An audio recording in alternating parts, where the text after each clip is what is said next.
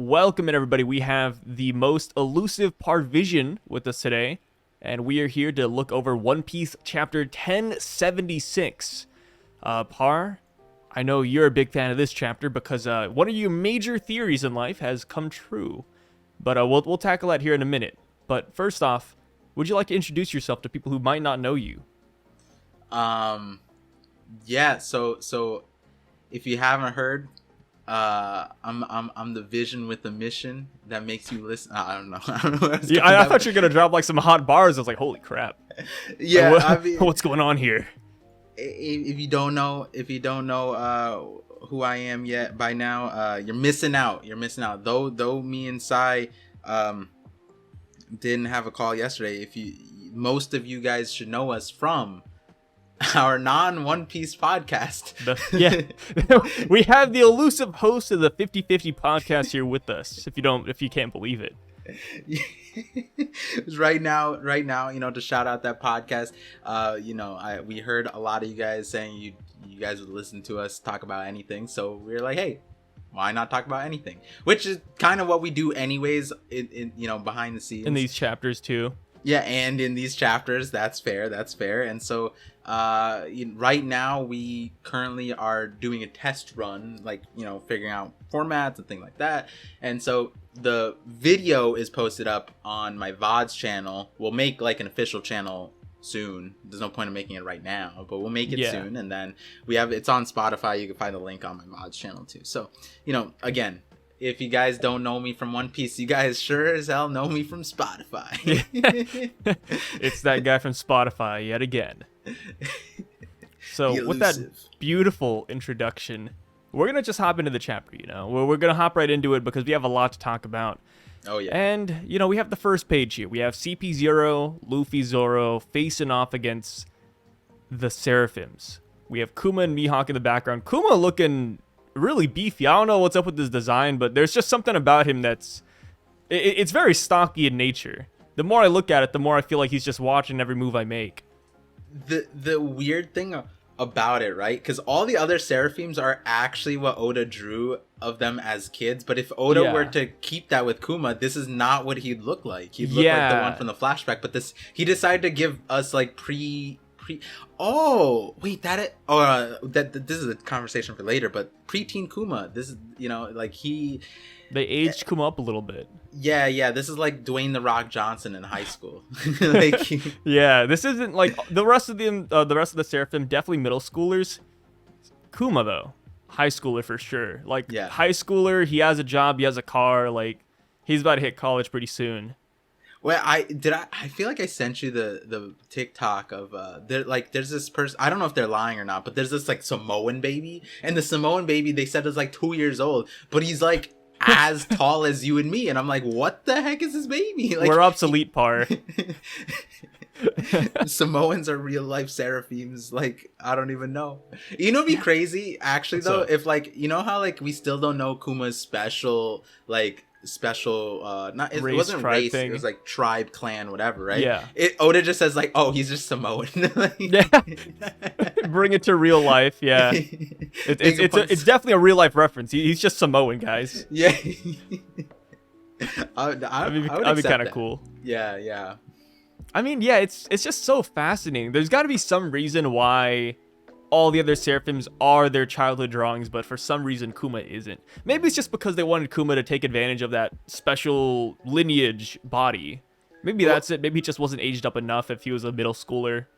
Well, to fast forward just a little bit, not that it's fast forwarding because it's literally 2 pages from now, but the Kuma thing, what I realized was it's probably that this Kuma is actually just older than all the other ones, which also means that he's actually stronger than all of them. And the reason why I say stronger is because I was talking about this on my live, was that I know this is upsetting, but it didn't click to me in the live, was that if we have Mihawk facing Zoro and Kuma facing Luffy tends to fight the stronger person. Yeah. And that would imply that Kuma is stronger than Mihawk, but no, in this situation, it's just that the Seraphim Kuma is just 10 years older than the Seraphim for Mihawk. That is a really good point. I forgot that. Yeah, these Seraphim age. Yeah, you're right.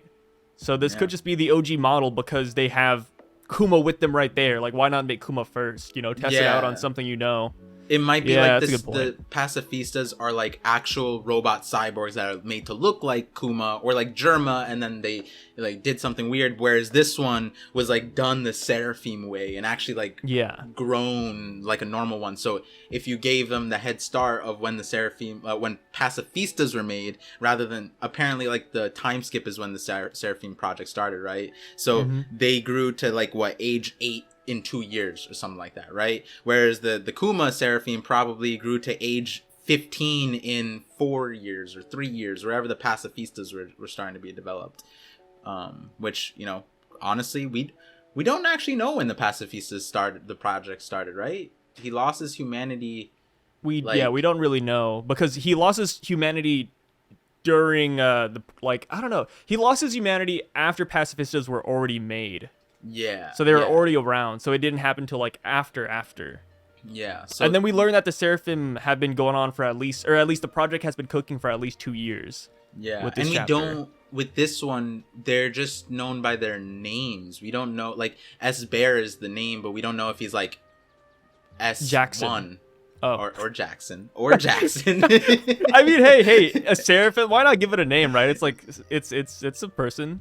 Yeah, like, but I meant the number coding. We could be fighting Jackson and Lolo.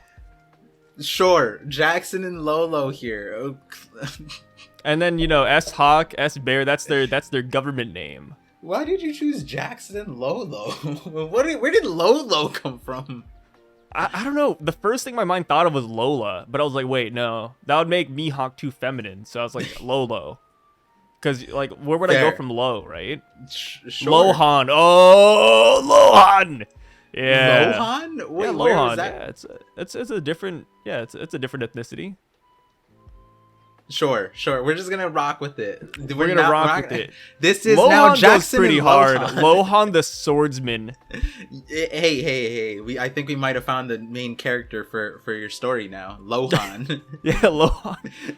For 2-piece, Lohan's gonna take over, you guys. Watch out. World's strongest swordsman, here he comes.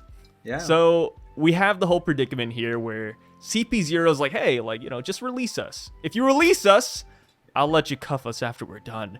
Dude, I laughed so hard when I saw Kaku's face. I don't know why. I imagine you, like, if you were in this scenario, this is what you would do. You'd be like, yeah, what's the big deal? Oh, yeah, 100%. I'd be like, hey, no, I'll just tie myself back up again. What are you talking about? It's so funny because last week I was so adamant. I was like, yo, Rob, Lucci, Kaku, they're men of their word. They totally just, like, you know, roll over and just be handcuffed again. And then I see Kaku, and I'm like, you know, maybe I was capping a little bit. But Rob Lucci, I will admit, is very honest and straightforward, right? His intentions, he lays them bare, and I feel like that's why Luffy can trust him. Yeah, but I I have do some like understandment. The, like, to breeze by the one of my favorite parts of the chapter, like the Luffy line to Lucci, right? Like, all of that dialogue is like deeper golden. than you realize, because what you're saying is like Luffy low-key baited him and Lucci took the bait. Yeah. And it's like that's the kind of character Lucci would be, whereas it's like you said, it's an honorable thing, but it's also like Lucci knows that it's not the right decision, but he got baited. Yeah. And the thing is that Luffy probably didn't mean to bait him. Yeah. He probably just meant that in honesty. Like, Luffy almost never baits anybody, right? He's not... He's not pretty a high master IQ, baiter. but he doesn't think that far ahead. Yeah. So this is definitely just Luffy being honest. Like, oh yeah, I can easily beat your ass. Like, you know, just don't go after my friends. Like, don't do that. And then Lucci fell for it, and it's great. And I love that Lucci just laid bare all of his plans too. Hey, why did CP0 come here? I had to kill all 7 Vegapunks. Like, literally, Shaka's right there chilling. Yeah, It's like so that. good. It, like, in that one panel, I was just like, you know what? He is like Luffy. Like, this is just evil Luffy. Evil Luffy. Yeah. Somebody said that Lucci and Luffy teaming up, it's like Goku and Vegeta, bro. No, alright. They said that. I said Goku and Frieza. Like, it's Goku and Frieza. Goku and 100%. Frieza, that's a good one too. Goku and Yeah. Frieza, A1. That's Yeah. another good reference. Yeah, because like Vegeta. Because Vegeta, yeah, that implies that he becomes good. Yeah, In a Vegeta's way. like Zoro in a way. I mean, and that's the thing where it's like that's the actual parallel that the creators made in the Toriko mashup. They had Zoro versus Vegeta. Zoro walks up to a cliff and then he sees Vegeta standing there. What the heck is going on? Yeah, you guys think we're making this up? No, Zoro actually fought Vegeta. Like this, is actually real. If you have not watched the Dragon Ball One Piece collab, that's I think 20 years old. It's so funny. It's one of the greatest things in my opinion. I think it's bad. It's bad, but it's fun bad. Yeah, it's fun bad. Like, but that's bad. one of the greatest things about it. And my favorite part was I knew about it not because of One Piece, it's because I watched Toriko. And then, oh god. Wait, Toriko's good. Maybe not the anime, but like the concepts. I'm a concept The concept person. of Toriko is good. Yeah, but I'm just not a fan of any of the designs. Oh, I mean, that's fair, but Toriko is just like a Walmart version of both One Piece and Dragon Ball just combined. It's like in a weird way. Like, it's very gamey in nature, too. It's like, okay, it's not a it's not a Walmart version. It's a Chinatown Walmart version. It's an even worse of the Walmart. Came from my hometown, my backyard. Oh god, I'm so sorry. But yeah, Toriko, I liked it. Overall, I liked it. It's just the whatever anime happened to Toriko? I think I haven't heard of that show in years. The manga apparently is coming back this year. What? Yeah. King of Lightning told me at least. Oh, watch out! One Piece might have some competition. I think you're gonna get everybody jumping off of One Piece going to Toriko. No. I definitely think they're bringing it back to do another collab because Luffy now is like crazy level, right? And Goku's crazy level. Like they're all god level. Include Toriko. Another collab with Gear 5th Luffy. You know, Super Saiyan Blue, UI Goku, and I don't know what upgrades Toriko has. What, like Hungry Toriko?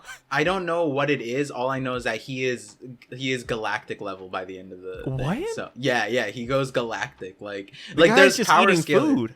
Yeah. See, the thing is, it's like One Punch Man with a fork. Like that's what it is. If you guys haven't watched the Toriko One Piece Dragon Ball collab, I implore you to do it. You're missing out on history. And if you're like, oh, I only watch One Piece dub, well, they're dubbing it pretty soon. Crunchyroll is dubbing that, or Funimation's dubbing that, I think in March. I don't know why they have to wait 3 months, but it's coming out. Yeah, and if you want the abridged version dubbed by yours truly, Sai, ask him about it on his Twitch stream. I'm sure he'll comply with that. Yeah, I'll dub Toriko. So, going back to the chapter, we have the class starts going on. We have the Mihawk Seraphim with the Super no Mi. Look at that. The Mr. 1 dice fruit. Bro, Mihawk is a sword.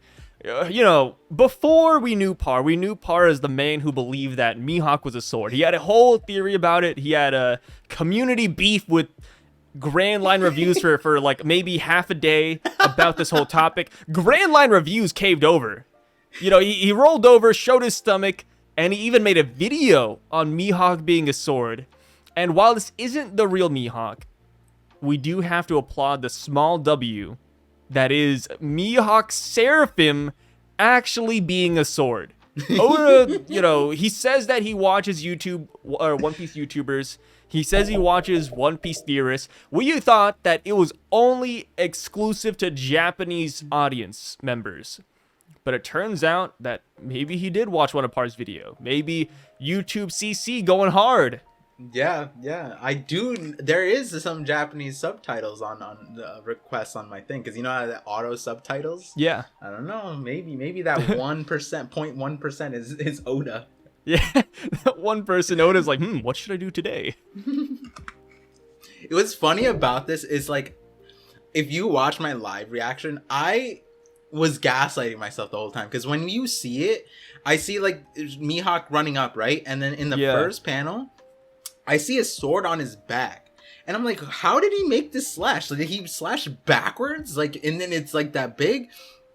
I was sitting there, I was like, did he do it with his leg? And I'm like, no, I'm just dumb. Like, he's just doing it with the sword. I'm just a monkey brain. I can't read the panels.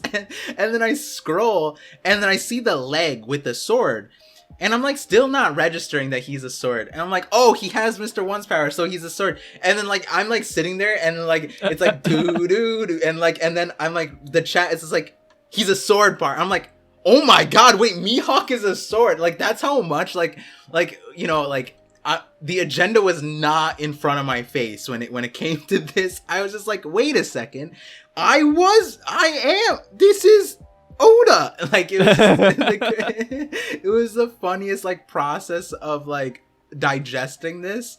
And yo, like and what's funnier about this is this conversation was there. People were like, oh, I wonder what devil fruit and yeah, the freaking Dice no Mi was one of the top competitors, right?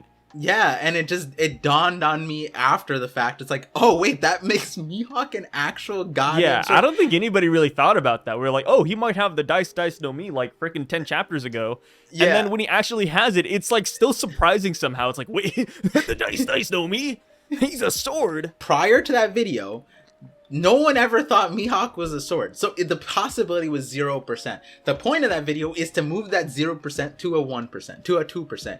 And I got a lot of people to, after the fact, the most skeptical people to be like, you know what? 10% chance, 30% chance. Some people, even diehard Mihawk fans, were like, 50% chance this is real, right?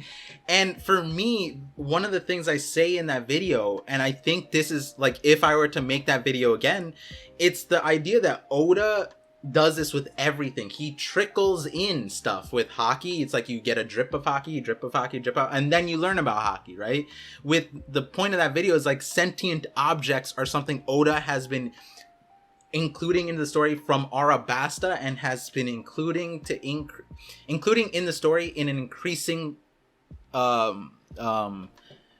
capacity. And so with swords, the last crazy sword we saw was Enma, and Enma almost killed Zoro. And it's like, this is a sword, an inanimate object that almost killed one of our favorite main characters.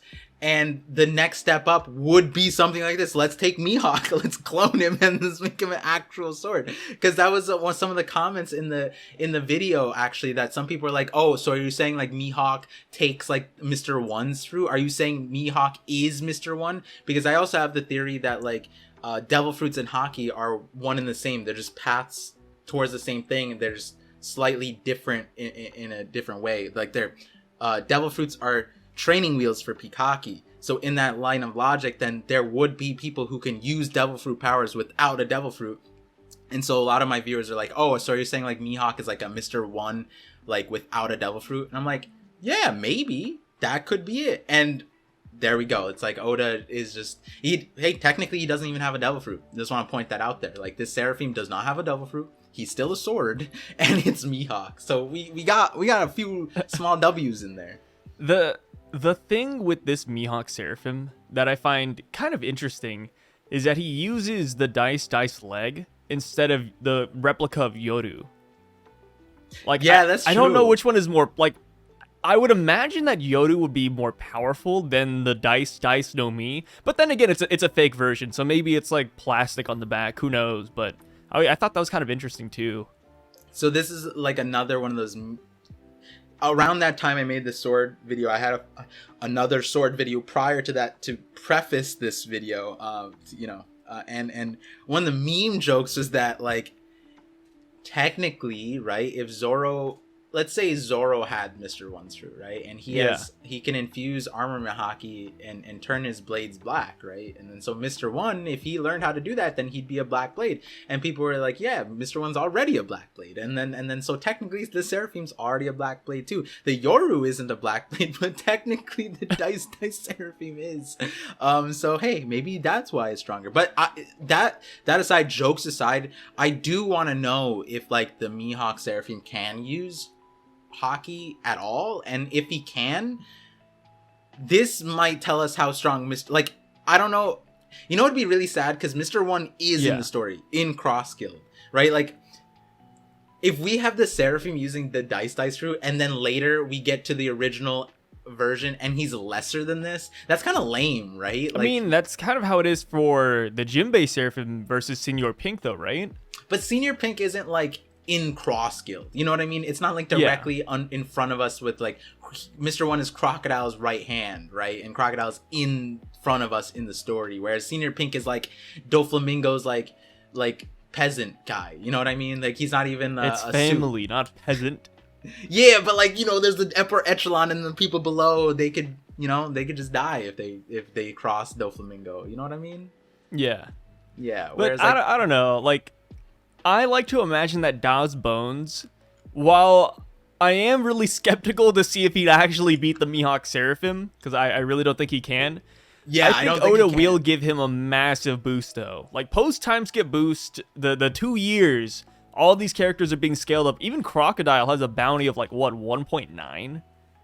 I wouldn't be surprised if Daz has, maybe not something in the billions, but, you know, if he went up there, I wouldn't be too shocked. Well, let's think about it like this, right? That theory that Mr. One becomes a Black Blade, like through actually armor hockey, who's with him that taught Zoro how to do it, right? Like he's with Mihawk, and like I'm sure Mihawk and Mr. One are going to fight. You know what I mean? Like they're gonna clash a little bit. Yeah, and so like if there's any question about Mr. One getting stronger, it's like you can just answer, be like, yeah, I'm sure Mihawk wanted to fight an actual sword man. Like you know what I mean? Like I see it. Dude, imagine Zoro sees Mihawk and Daz Bones again, and then Mihawk is like, Zoro, this guy was a way better student than you were. And then Daz Bones whips out the blackened hand blades. And then he's like, Zoro, you have 3 swords? I have infinite. And then his whole body starts freaking vibrating.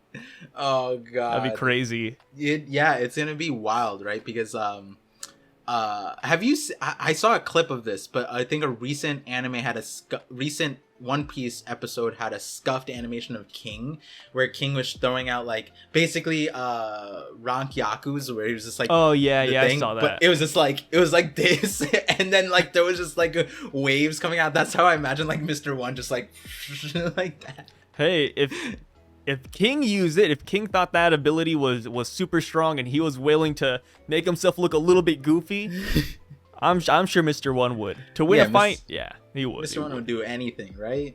Yeah. Do you think we'll have a Mr. One and Zoro fight again? Like a small clash? 1000%. I could see it. Yeah, 100%. Especially if Mr. One becomes a Black Blade. 100%. Dude, I'm pretty excited for that one. Yeah, the question is, can he become a permanent Black Blade? Because I just posted about how there's a difference between Black Blades and Blackened Blades. So maybe Mr. One, like, he just changes skin tones completely because he's just... His skin tone just changes. See, I don't know. I can't say it's a failed concept because I guess we still see it nowadays. But when people go, like, full body ornament, like, it just looks so strange because they're, like, that sheeny purple color. Yeah. Like, we had what? Virgo, we had Pika... And I think that's the last we saw it canon. Of like a full body, Yeah. I think Oda knows it's scuffed. I think he looks at Pika and Virgo and he's like, you know what? No, I'm done with this. They're just going to make... Like, imagine if Luffy went full armament hockey in his body. Because he could if he wanted to. Yeah. But he chooses not to. And I thank Luffy for this every day. It would just look so strange. Luffy would go hard. It's not even black. He's like purple. Shiny. Yeah, like, because it's like a shiny purple color over your entire body. It's not even like black. I remember Virgo being like actually like black sheen, but Pika might have been like a... I remember Bullet was given like a... He was blue. Sheen. Bullet was blue. Yeah. Do you want full body ornament to come back? Would that be something you'd be happy with? I don't necessarily see too many characters where that's like necessary. Like, imagine Luffy, Zoro, Sanji, Jinbei all standing on a cliff and they're all full body ornamented up. Like, yeah, I just think it'll look goofy. The context of that scene you just described is so odd because basically they're just hardening. But they're hardening together. But the onset of Rio, right? Rio changes things where it's like we need to know what Big Mom's situation was, right? Like she's not an Oni, right? She doesn't have dragon scales, so like, but yet she was given this impervious armor where like swords like don't just pierce her, and you need some kind of like special thing, and we don't necessarily have a canon explanation for why that exists, but we know that she uses Rio. We know that she is a conquers. Is it like Rio defense and then she just is conquers and that's just like a base thing that she just unconsciously uses all the time? Because what I would imagine is armament is basic, right? And then just like how Rio was used in an advanced form to amplify your offense, and we have armament that defends you, right? Then there's probably an advanced defensive form, and that might just be Rio, where it's like you can't touch somebody unless you have like a certain amount of Rio as well, right? And then like if that person is also a conquerors, then you probably also need conquerors to bypass that defense, right? So that's kind of the way I see it, where it's not going to be necessarily full body armament, and you know, that lends itself to the way, you know, in the scope of this conversation, Mr. One turning into a black blade, when Zoro did it, that was almost like our first real look at what Rio kind of looks like, because it looked like his haki was wrapping around the sword and coated it, and then we got the effect that it turned black, but that's like infusing it. But I would imagine at first it's like Rio and then imbuement, right? The kind of like what Luffy has to do. He has to like project it and then imbue it into objects to destroy it, right?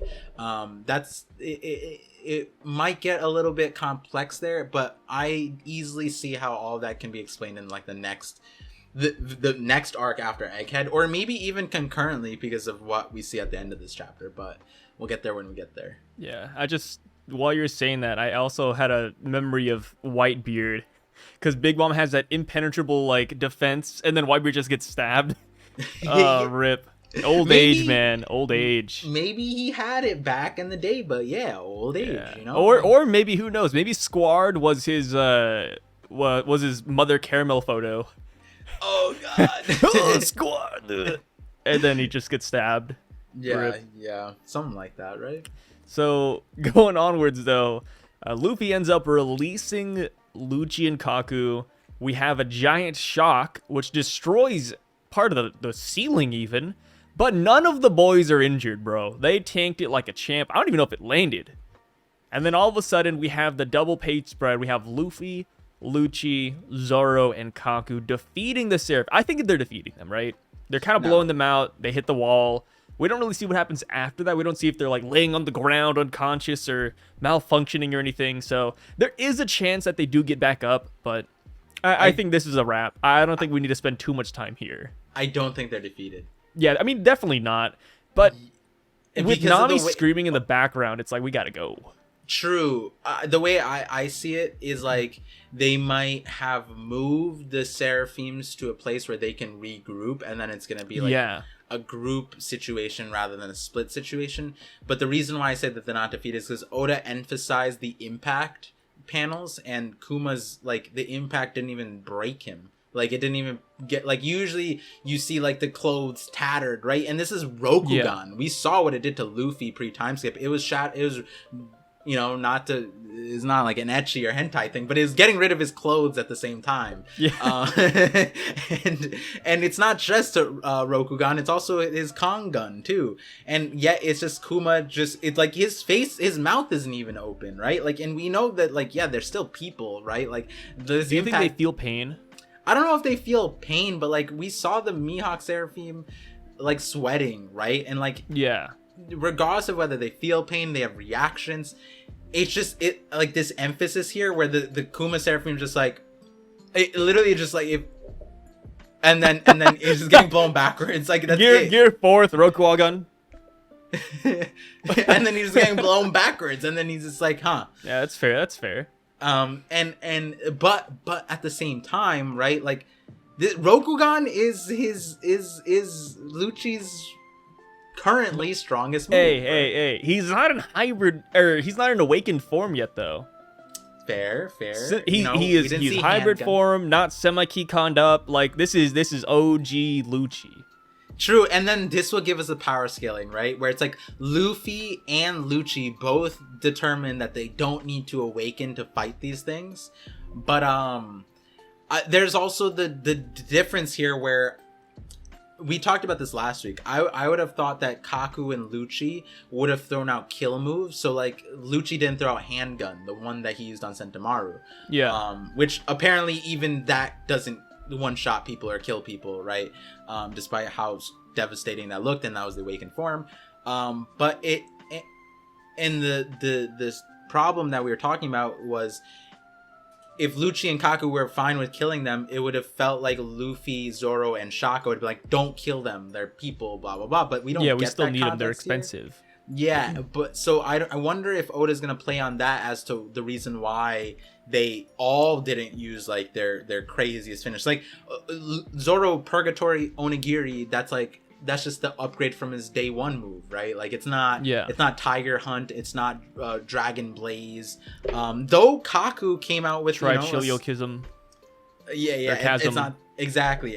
And then Kaku with the White Thunder, opposed in Black Thunder, but very very sus naming. I don't know if he's trying to show out for Zoro, like, hey, don't target me. The CP0 clothes, it's all white. Yeah, that's true. But at the same time, wait, it's is like, Black Thunder? I guess Black Thunder is a thing. White Thunder is a thing too, right? Yeah, Black Lightning is a thing. Yeah, Black Lightning, White Thunder. Yeah. And so like they didn't use their kill move, so I'm guessing they're with restraining themselves, which is interesting. But at the same time, what's funny is like the way Lucci talked about the Kuma thing walking into Egghead. He's like, oh, just a problem child. It made it feel like he could just handle him solo no matter what. But like, this is Gear 4 Luffy and Hybrid Lucci, and they're using their like. But they're not sweating though. They're not sweating, right? Yeah. But like, this isn't like a problem child now, right? This is like a deviant, like teenager. Yeah. Like a delinquent. Angsty teenager we're dealing with. Exactly. So, but my favorite part in all of this was this line from Luffy where he just I need to see this in the viz. I need to see this in the anime. He goes, when those 4 guys are out of the way and you realize you can't beat me, you won't be a sore loser and go after my friends in the Vegapunks, right? That you realize you can't beat me, that just goes so hard. Because he's saying that to Lucci and Kaku, and I'm just like that just, it feels like it feels, actually, this is what Goku said to Frieza. You know what I mean? Like Goku essentially, when in the Tournament of Power, you're wondering like, how is Frieza on his team? It's because Goku is essentially like, you can't beat me, Frieza. Stop it, right? Yeah. Like Luffy is there saying that to the guy at Eni's lobby, right? Oh, when you think about it like that, Eni's lobby, Lucci is kind of like Namek Frieza in a lot of ways, which some of you guys may he not was going around. He wanted to kill everybody. He even activated like a timer. Yeah, because he was like, oh, all your friends are in that tunnel. Let me drown them all. Now you could just hear their screams as they die. Yeah, like Lucci was that guy. So cool, man. Lucci was dope. Development now. Yeah, Lucci definitely. I like, I'm not gonna lie, Lucci, top 3 characters. He's above Luffy for me. Okay, all right, no comment there. But none of the Straw Hats are in the top 10. Let me say it right now. And each to their own. Let me know, guys, what you think about Sai's opinion here. I only like the villains. And at that point, right, Sai recognizes he's taking the losing side, because Luffy here is saying, you realize you can't beat me. That's not even like a flex. That's more of like, sit down, little kid. You know what I mean? Like he you know how there was like a debate about how hard Luffy beat Lucci in Egghead like prior to all this, and everyone's like, oh, it wasn't that bad. You know what I mean? But then Luffy's like, no, it was that bad. No, it was bad, dude. If Usopp wasn't there, Luffy would have lost that fight. No. I'm talking about in Egghead. Oh, in Egghead. Okay, I thought you meant like pre-time skip. I was like, no, Usopp saved that fight. Yeah. I mean, I agree with that. He hit him with the Nakama feels. But in Egghead, it was like, was it a low diff? Was it mid diff? Some people were like, oh no, it was a high diff. It was just I think Luffy versus Lucci was mid diff. Yeah, and then Luffy here is just like, you realize you can't beat, like, there's no world, like, essentially, like, you just stop, just don't even try.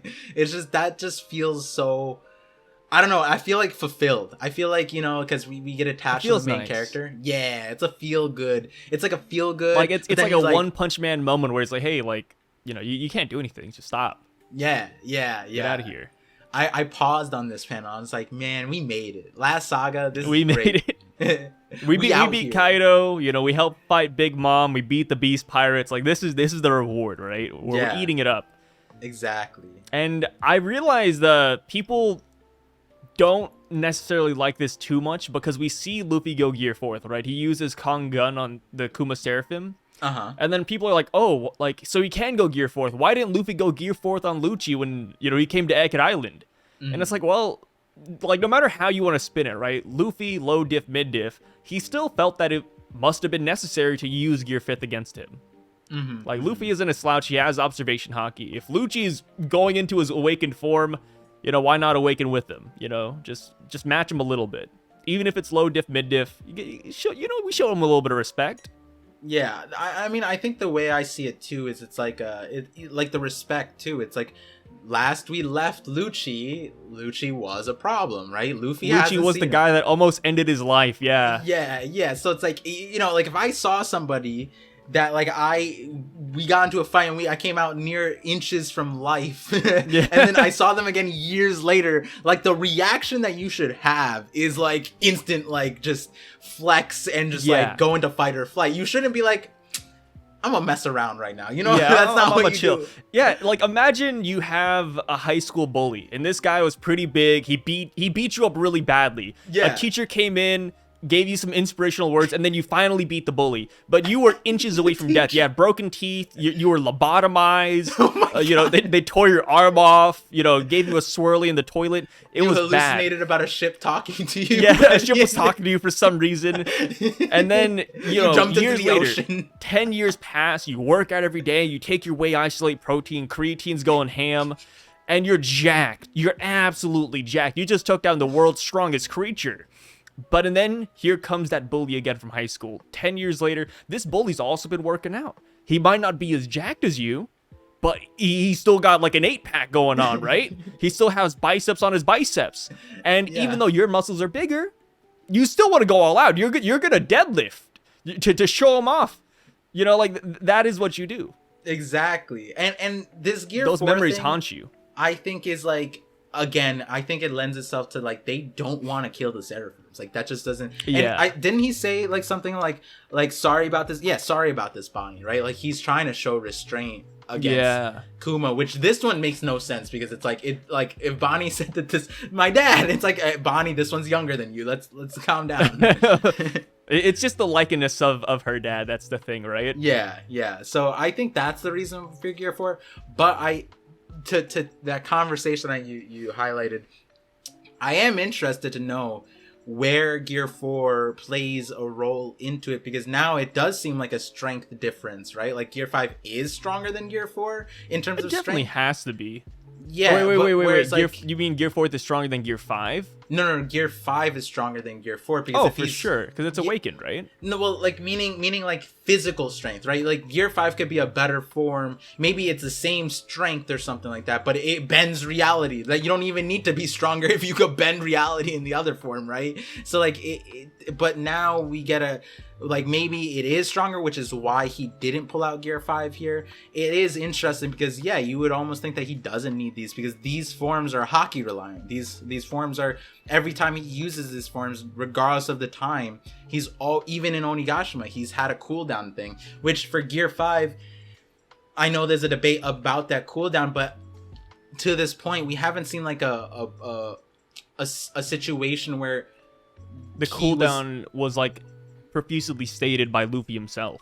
Yeah, and it prevented him from fighting. When it happened in Onigashima against Kaido, he just pulled out Gear 5 again. In Egghead, he didn't need to pull out Gear 5 again, but he turned old, which is like, that happened back there. But when that happened in Onigashima, he just heard random, he just hallucinated drums, and then he's like, I'm good. There are drums, and he's like, I'm back in, baby.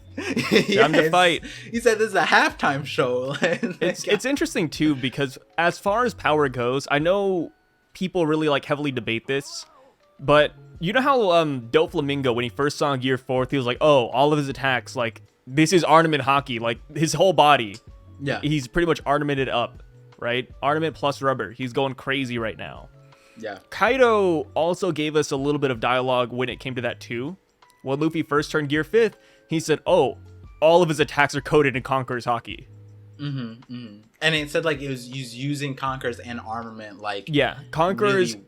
and armament combined. And when we see the attacks that Kaido's referring to, we see like no crazy aura on his fist. It's literally just his regular fist attacking him. Like we don't see the Conqueror's coding necessarily. So I would like to believe that every attack in Gear 5th is Conqueror's. Like his whole body like is emitting that Conqueror's Haki. And I know people really hate that. People absolutely despise that take, even though it says it in the Viz official, simply because that means that when he was fighting Luffy was using Conquerors. Oh, you know what? I just realized the reason why they all did what they did, it's not necessarily to beat them. No, it's to knock them out.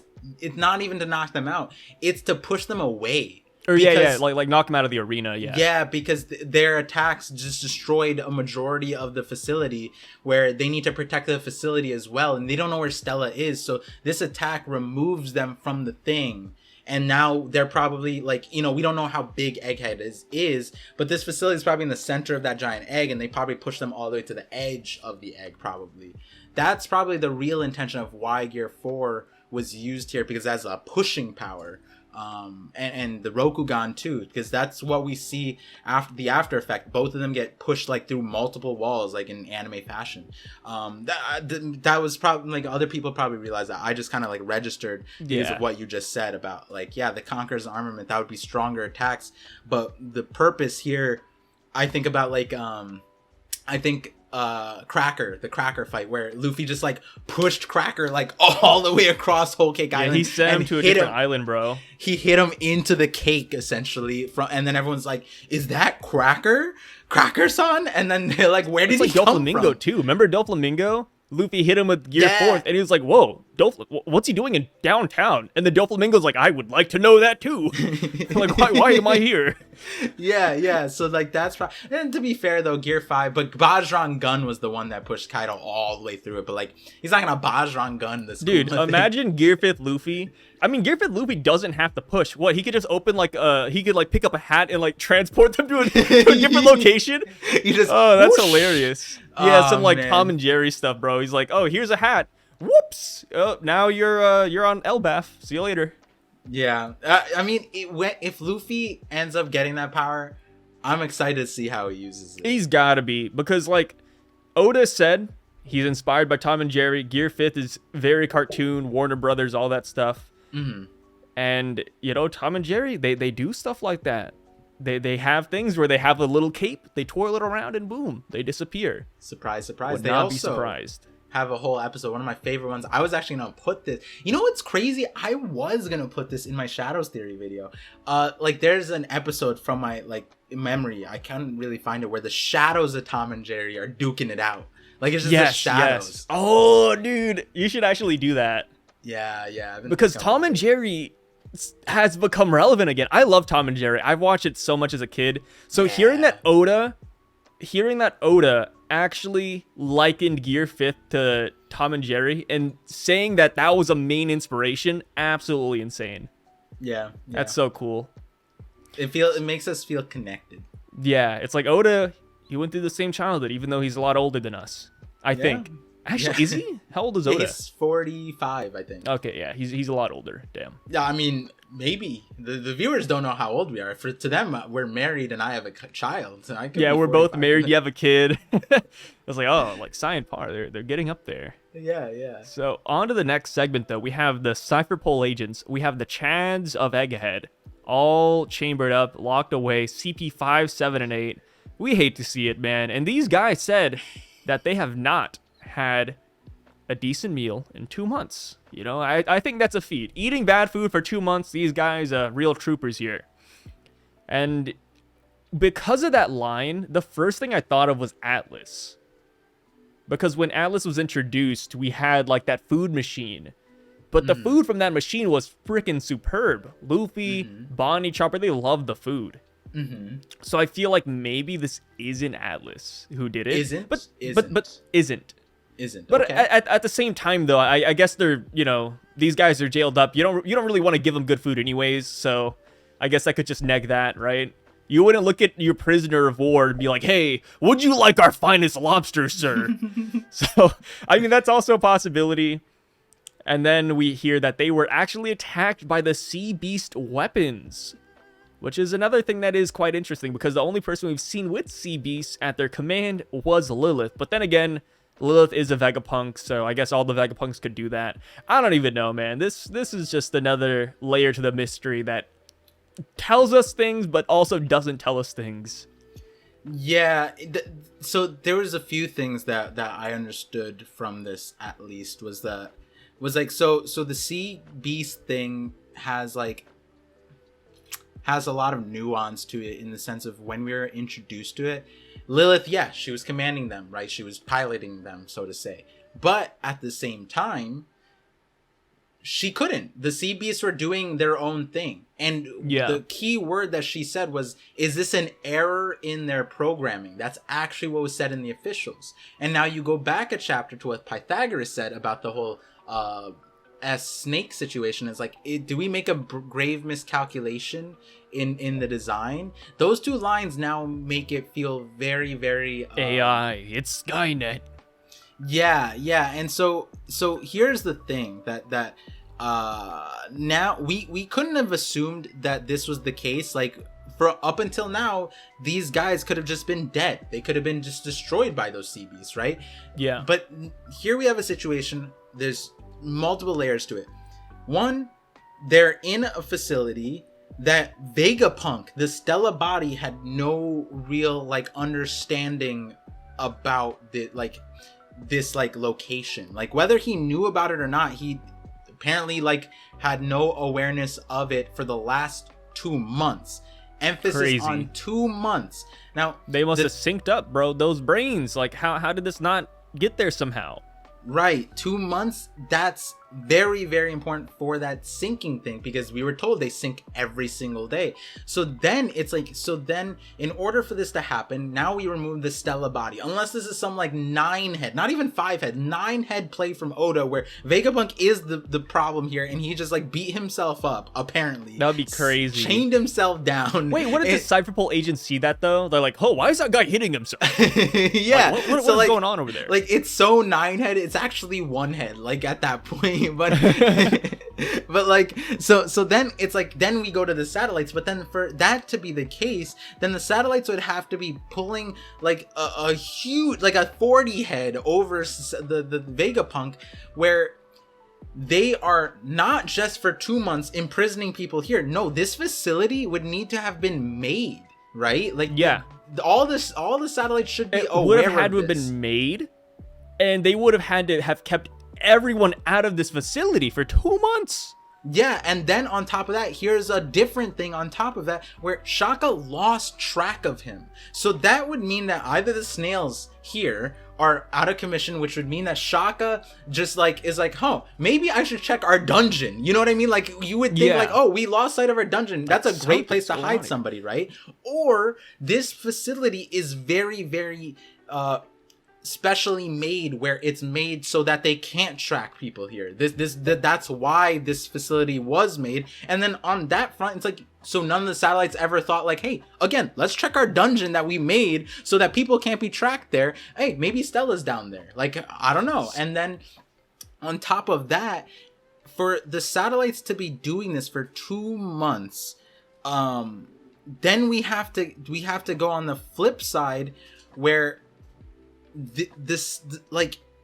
again, the connection goes 2 ways, where either we get a situation where you can choose what you upload or something like that, but the problem is, it's if I'm the Stella, right, and I made these clones so that they could have their own experiences. We saw how happy he got at they have their own experiences and we get to share them all. We spread the knowledge, whatever it is. The way it was explained was, if you sync up the Punk records, the knowledge is automatically. That's how we kind of understood it. If everyone syncs up, then you have the knowledge of everybody there. And here we had a situation where if someone wasn't connecting for 2 months, you would think that the Stella was York hasn't been updating for the last 2 months. That's suspicious. Or Shaka, or one of them, any of them. Yeah, you would know. So with this though, like I feel like it definitely forwards the AI theory, but I feel like this also eliminates third party, in my opinion. Like it can't really be Blackbeard anymore. It can't be like someone else coming to Egghead. And people are wondering like why? Like why would this eliminate third party? 2 months. They've been on Egghead for 2 months at least. They have knowledge of the facility. They, have more knowledge about it than Shaka and the rest of the Vegapunks do. Like it would be hard for this to actually be Shiryu at this point. Like that would be like bending reality. Shiryu and Lilith, Shiryu and Lafitte, definitely. Katarina Devon, I can see it, but like she's not a CP0 agent, right? CP0 yeah, she's not going undercover for 5 years to do this. Yeah. I am Vegapunk. Yeah, and then, hello, sync. This is beyond premeditation because, you can infiltrate someplace, but you can't build a facility where you're gonna imprison people as well. Katarina Devon isn't a scientist that can build this. Yeah, and then at the minimum, if there is third party, which the dome aspect, maybe it going down, maybe maybe there is a third party that is helping. Emphasis on helping. Yes, it might be that there is a third party and affiliated, but at this point it has to be something on Egghead, and that something, if it were third party, well, it's not like Punk Records, right? Even in the AI conversation is mostly restricted to Egghead, right? It's not like you sending like an AI hologram to Blackbeard's crew, and then then they strike a deal. No, it would be like the satellites. But we just talked about how the satellites themselves, unless Oda includes a very, very complex answer for this, it doesn't make so much sense. And one other thing that I want to eliminate is not eliminate, but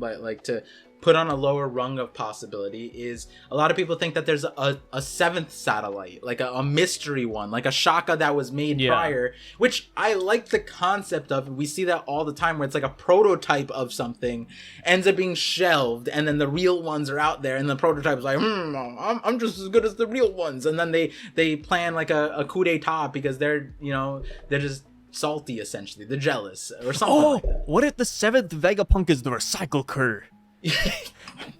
He's upset he has to eat trash every day. Yo, I'm not gonna lie, I was spitting to Dax Sake yesterday about our recycle cur theory, about how when Vegapunk leaves, it's in that. So when Frankie needs help, he's like asking the dog for help, but it's just Vegapunk, but he's also lobotomized because he doesn't have his punk record. So he's just like, arf, arf. Like Frankie's is like actually getting answers from it, but like it's just in the form of barking. But the recycle cur reveal would be so crazy. Like you just see Oda does like a flashback of all the scenes where the culprit was involved, like the person stepping on behind Pythagoras. It was like Snake and then the recycle cur. The person shutting down the dome, it's just the recycle cur going. And then like a TV the snail camera, the dog just grows arms and it's like just strangling the snail. Yeah, like I think that recycle cur is gonna be obviously important to some extent, maybe, I hope, but not like this. But like the thing is, we, as funny as that sounds, we can't eliminate situations like that because of the Punk Records itself. I do think that the Punk Records sentience, it allows itself for things like that. It has a factory of organoids, right? So maybe it just constructed a Stella body that just is going to replace it. We're going to see like reverse Vegapunk. Like it's going to be a dark version of Vegapunk. Instead of an apple, it's a pineapple instead of an apple or something like that on top of his head.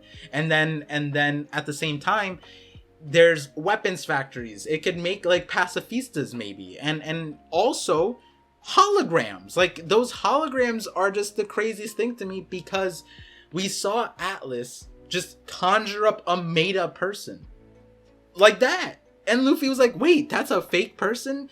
Who's to say Punk Records couldn't do something like that, right? Like, dude, I understand why they wanted to destroy the ancient kingdom. Now this technology is too crazy. Yeah, if they had a deal with this every other day, I'm all about it. Destroy the ancient kingdom, we'll Lucy it.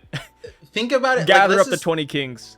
Think about it like in a real world reference. Like you take the founding fathers, George Washington, right? And you tell him about deep fakes, and you show him we take George Washington, we put his audio on it, it sounds exactly like him, and he sees that, he's like, we have to destroy the entire, like, no, this can't exist. That's how they would see it, right? If we show them tech from now and sent it to, like, not cavemen, but like primitive, show them like a deep fake video of George Washington like back then. He's like, what is this? I didn't say these words. Yeah, and then this is witchcraft. We're gonna burn them at the stake. Destroy That's exactly punk records. what would happen. 100%. That's probably the situation with the Ancient Kingdom. They were just like these super advanced tech people that with like just smartphones, and then they went to like islanders, and then the islanders like, what? You can make clones of me? You can insert my, I don't have to pray to Kashigami anymore and sacrifice my firstborn daughter? Maybe like during the ancient the Ancient Kingdom's history, maybe there was an instance where AI did take over, and then that's when people were like, yo, like, we don't want to deal with this problem again. The Ancient Kingdom is too crazy. We got to take them out.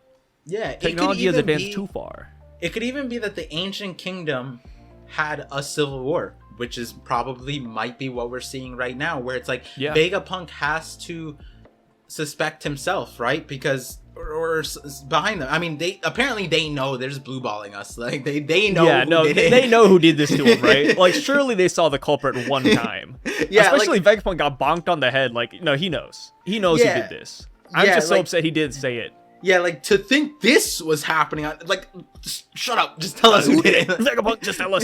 That's just start strangling him. Like, you silly apple. And then on the flip side, if he doesn't know who did it, like, this is the problem with writing, like, an archetype of a very smart character. We talked about this. Like, it gets difficult because if he's supposed to be this smart and he can't, like, hold down his own place, like, how smart is he, right? If he can't figure out in hindsight, like maybe he doesn't know, but he can't figure it out, like that's even crazier to me. But then on the flip side, it's like, well, he's fighting other Vegapunks, so if the other Vegapunks are just as smart as he is, then maybe that, you know, like your best opponent is sometimes yourself, right? So yeah, there is that world where it's like, he's fighting other smart people, but this is Vegapunk. I don't know. One thing interesting about this too is that if it's AI, and, you know, we're kind of going under the context that maybe it's a bad order, maybe they're, you know, gaining sentience, what have you. Why would they leak information about the poneglyphs to the world government to bring them to the island to investigate, only to capture them? It seems like I don't know. True. I don't know. There's just something about this that we just don't know yet. I feel like we're in store for a stupid plot twist. So here's, in a good way.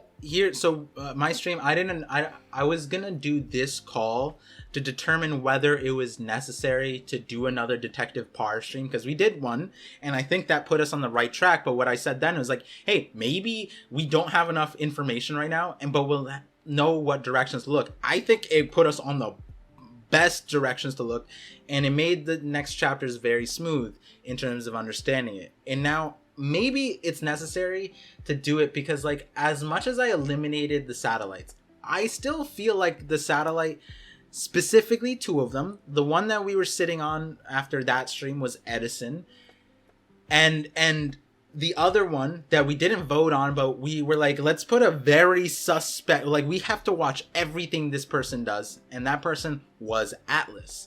The reason why Atlas is suspect to me now, especially now, is in chapter 1075, when we got the official translations. She, in the TCB, I don't remember what exactly the translations were, but it was something like, oh, I can change my face whenever I want. Like, I could replace my body parts. Whereas in the Viz, the wording of this is very crazy because it lends itself to what you said. Just in this call, it said, I can change my looks and body however I want. That's what the future is like. Now, what you just said, that's a scary future. I was living in a world where, like, my neighbor play powers, bro. Yeah, like my neighbor just became somebody else, and like I have to doubt every existence in my proximity. Imagine your neighbor knocks on your door and they look like your wife. Like, what would you do? Hey, honey, I don't know. Are you her? So the last thing we see on this Egghead portion, we see that 100 ships have been ordered, and they're all heading for Egghead Island. And it's it's pretty interesting. That's a lot, right? 100 ships, that is more than a Buster Call, which is, I think, 5 ships. So yeah, but to be fair, this is the important part. So I'm surprised. I can't believe you missed this. Buster Call is 5 ships of the largest size in the entire fleet, whereas they're sending 100 ships of all sizes. All sizes, yeah. Hey, so, hey. This is like still bigger than a Buster Call, though. Like, let's just say it here. What if 96 of the ships are Mihawk ships? Like, just little yeah, coffins. one-man boats. I mean, we saw the battalion behind Kizaru. Like, he had the large battleships with them. I just laughed because when they said all sizes, why did they just say like the biggest size? Why did they say of all shapes and sizes, colors and yeah, types? like what's going on? Like they recruited Water 7 to make the ship, so they just made a ragtag. It's like on Onigashima when like Usopp and Frankie just made a bunch of ships from the scraps. Like that's kind of what's being described here. We couldn't muster up an actual force, so we just made the ships however we could. So all shapes and sizes are being sent. Yeah, I wonder why they made that distinction. Like they didn't have to say of all sizes. I want to see the Viz translations because it's probably just gonna be like the largest sizes. I'm like, all right, fair, okay, fine. It's like the opposite. Yeah, we have all these ships coming. It could be a Buster Call, but they didn't want to destroy anything on Egghead. But honestly, that's like a doomsday thing, right? Like if it comes to worst, if Straw Hat is gonna leave with Vegapunk, we gotta destroy the island. Yeah. Like it's either we win or we destroy the island. Like, come on. I'm curious to know how these 100 ships make it past sea beasts, though, right? Those sea beasts are not small. Well, Kizaru's there, to be fair. Yeah, but like Kizaru, is he gonna slap all of them, right? You know what I mean? Oh, easily, dude. Light speed, boop boop boop. Like they're done. Yeah, but before they take out like maybe 50, you know what I mean? Like they'll take out a couple ships that he can't watch over, but I don't think it'll be too big of a problem. Like it might be similar. Not saying Kizaru is like Kid, but let's talk about Kid in a little bit. And man, his difficulties making it onto a certain island, right? I don't know what you're talking about. In my headcanon, Kid is already at Laugh Tale. He's already found the One Piece, let me tell you right now. Speaking of a certain island, though, we cut over. We're just gonna hop to it. We see a certain island in the New World. It's a bar at a small port. I love the way they open this up. It reminds me of Kaido, where they're like, oh yeah, there was this guy, and believe it or not, he wanted to die or something. I don't know what's up with him. And then it ends off with like, oh yeah, by the way, this is 100 Beast Kaido, the world's strongest creature. That's kind of how this is hitting me. Like, oh yeah, it's a small place, it's just a little bar. You got people drinking a little bit. And by the way, this is freaking Elbaf. But yeah, no, we get here, and we see Luffy 2.0. He wants to join Shanks' crew. Shanks won't let him do it because he's too young, he's hot-headed, whatever. And I think it's kind of funny that it mimics Luffy. Hey, and this is another he W. even has a hat. He even has a hat, too. Look at that. Not a straw hat, but he has a hat. Yeah, I wonder who gave him that hat. Maybe Shanks. See, this is the other Shanks. W, right? Because I said in my Godfather Shanks video, I wouldn't be surprised if Shanks was doing this to a bunch of other kids around the world. And it's like, this is Makino 2.0, this is Luffy 2.0. But then I was sitting on the live, I was like, how do we know it's 2.0? How do we know this isn't 37.0? How do we know that this isn't the second kid or the 35th kid, right? Like he knows how to hypnotize kids. He knows how to spur them on to become adventurers. Yeah, there's a certain G word that we won't use because it's not what I was saying. Shanks the groomer. No, it's not. That's not what I was saying in the Godfather Shanks. The only G word we're going to use is Godfather because that is because it's a nicer term rather than groomer. I understand. Or don't worry. Shanks is grooming kids. He knows how to do it. He probably did this. He took a sip. They silhouette Shanks because he's probably laughing. He's like, this guy's gonna be worth 3 billion berries one day. I can already see it, kid. Like, I can't wait to go get me some road poneglyphs. Find the One Piece for me. The real I can already see it. He knew just this is a complete joke for everyone who's listening. But he knew Luffy was Dragon's kid, so he knew that there was a bounty, but they wouldn't put a high bounty on an 8-year-old. He had to wait for Luffy to hit the 3 billion to finally cash in.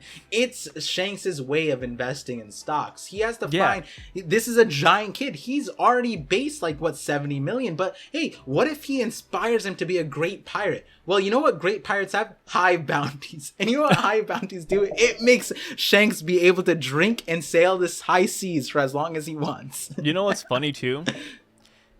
Shanks What? giving up his arm, I like to imagine that while he was hugging Luffy, they silhouetted his face a little bit because he was laughing. He was like, you'll be a worthy investment, I know it. My golden goose. This arm wasn't worth 3 billion now, but it will be worth the investment. Oh, that would be kind of big brain, right? You raise a bunch of kids, or you groom a bunch of kids into becoming Yonko tier people, so that by the time they're Yonko, they don't want to fight you, right? Like, Luffy's like, yeah, I want to take down all 4 emperors, but he doesn't want to explicitly, like, go defeat Shanks and get rid of his title. You know, it's like, you know, if Shanks chills as a Yonko, that's fine by him. What if by the end of the story, all 4 Yonkos, we have Shanks and then 3 kids he groomed to be Yonko, and then Shanks is chilling, right? Like, he don't have to worry about nothing. If Shanks is in trouble, these 3 kids have his back. Like, this guy's a true Whitebeard. He knows the meaning of family. He knows how to use them. Live reacted to the Godfather Shanks thing. That is an appropriate synthesis of the ending, where I was saying that he was doing it for good reasons because someone needs to get Roger's will, someone needs to do the One Piece stuff, like all that stuff. But your synthesis is equally valid. Kaido, right? Kaido did it wrong, right? He was amassing a crew of monsters, yes, but he had like ulti page 1, he waited, they were too old, right? They weren't strong enough, but like we saw them, they were all really weak, and Kaido's control over them wasn't exactly foolproof. But like the way Shanks is doing it, he's letting them become Yonko level on their own, and then by the end of it, maybe he beats them down and then puts them underneath his Grand Fleet. That's the best way to make the Grand Fleet. Look at Whitebeard's situation. Imagine if Squad was actually his kid. Imagine if his crew was actually people who... Oh, man. Whitebeard wouldn't have gone stabbed in the back, right? Shanks looked at this and said, like, Whitebeard, you were doing it wrong this entire time. This is what you have to do. This is how you raise a kid. This is how you start a family now. Yeah, that, you know, I'm hit up the bartenders, hit up these kids, and be like, yo, like, let me show you what a true pirate is. Ha ha ha. You want to join the crew? No. Here's a hat instead, buddy. Yeah, and like, then you wait 20 years, and that's it. The thing about it, right? Like, not to fast forward too much, like but a 401k. This Shanks kid face off is so confusing to me by the end of it. But like Shanks is like gatekeeping or something. I don't know, but like, yeah, no, I had the same thing. It's like we saw Shanks. The entire story we've known Shanks. He's like, oh, like, you know, I'm waiting for the new era. The new era is gonna, you know, do crazy things. And then now that the new era's coming here, he's like, all right, buddy, give me those poneglyphs. It's my turn. Like, he was waiting for this. Like, I kind of feel bad for Kid, right? Yeah. In a way, I do feel really bad for Kid. So, like, there's a lot we could talk about in between, which is, like, Shanks' relationship to Dory and Brogy. And in my opinion, it's, like, the Godfather aspect here is they treat him like that. They actually do. The respect that he has, it's as if he's, a mafioso Yakuza leader, right?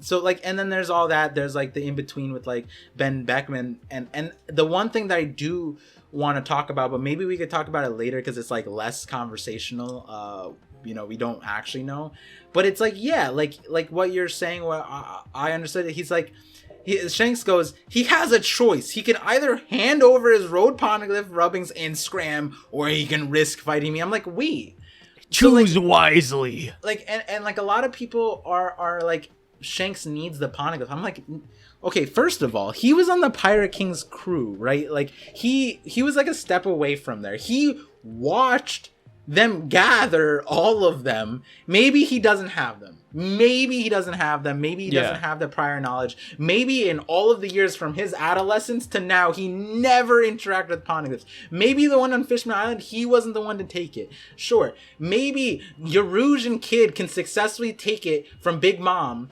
Maybe and Shanks can infiltrate Merijois and get to the Gorosei, but Shanks can't do that to Big Mom. So he needs Big Mom's poneglyph from Kid. Maybe while Big Mom was not on her island all these times, Shanks just couldn't do that.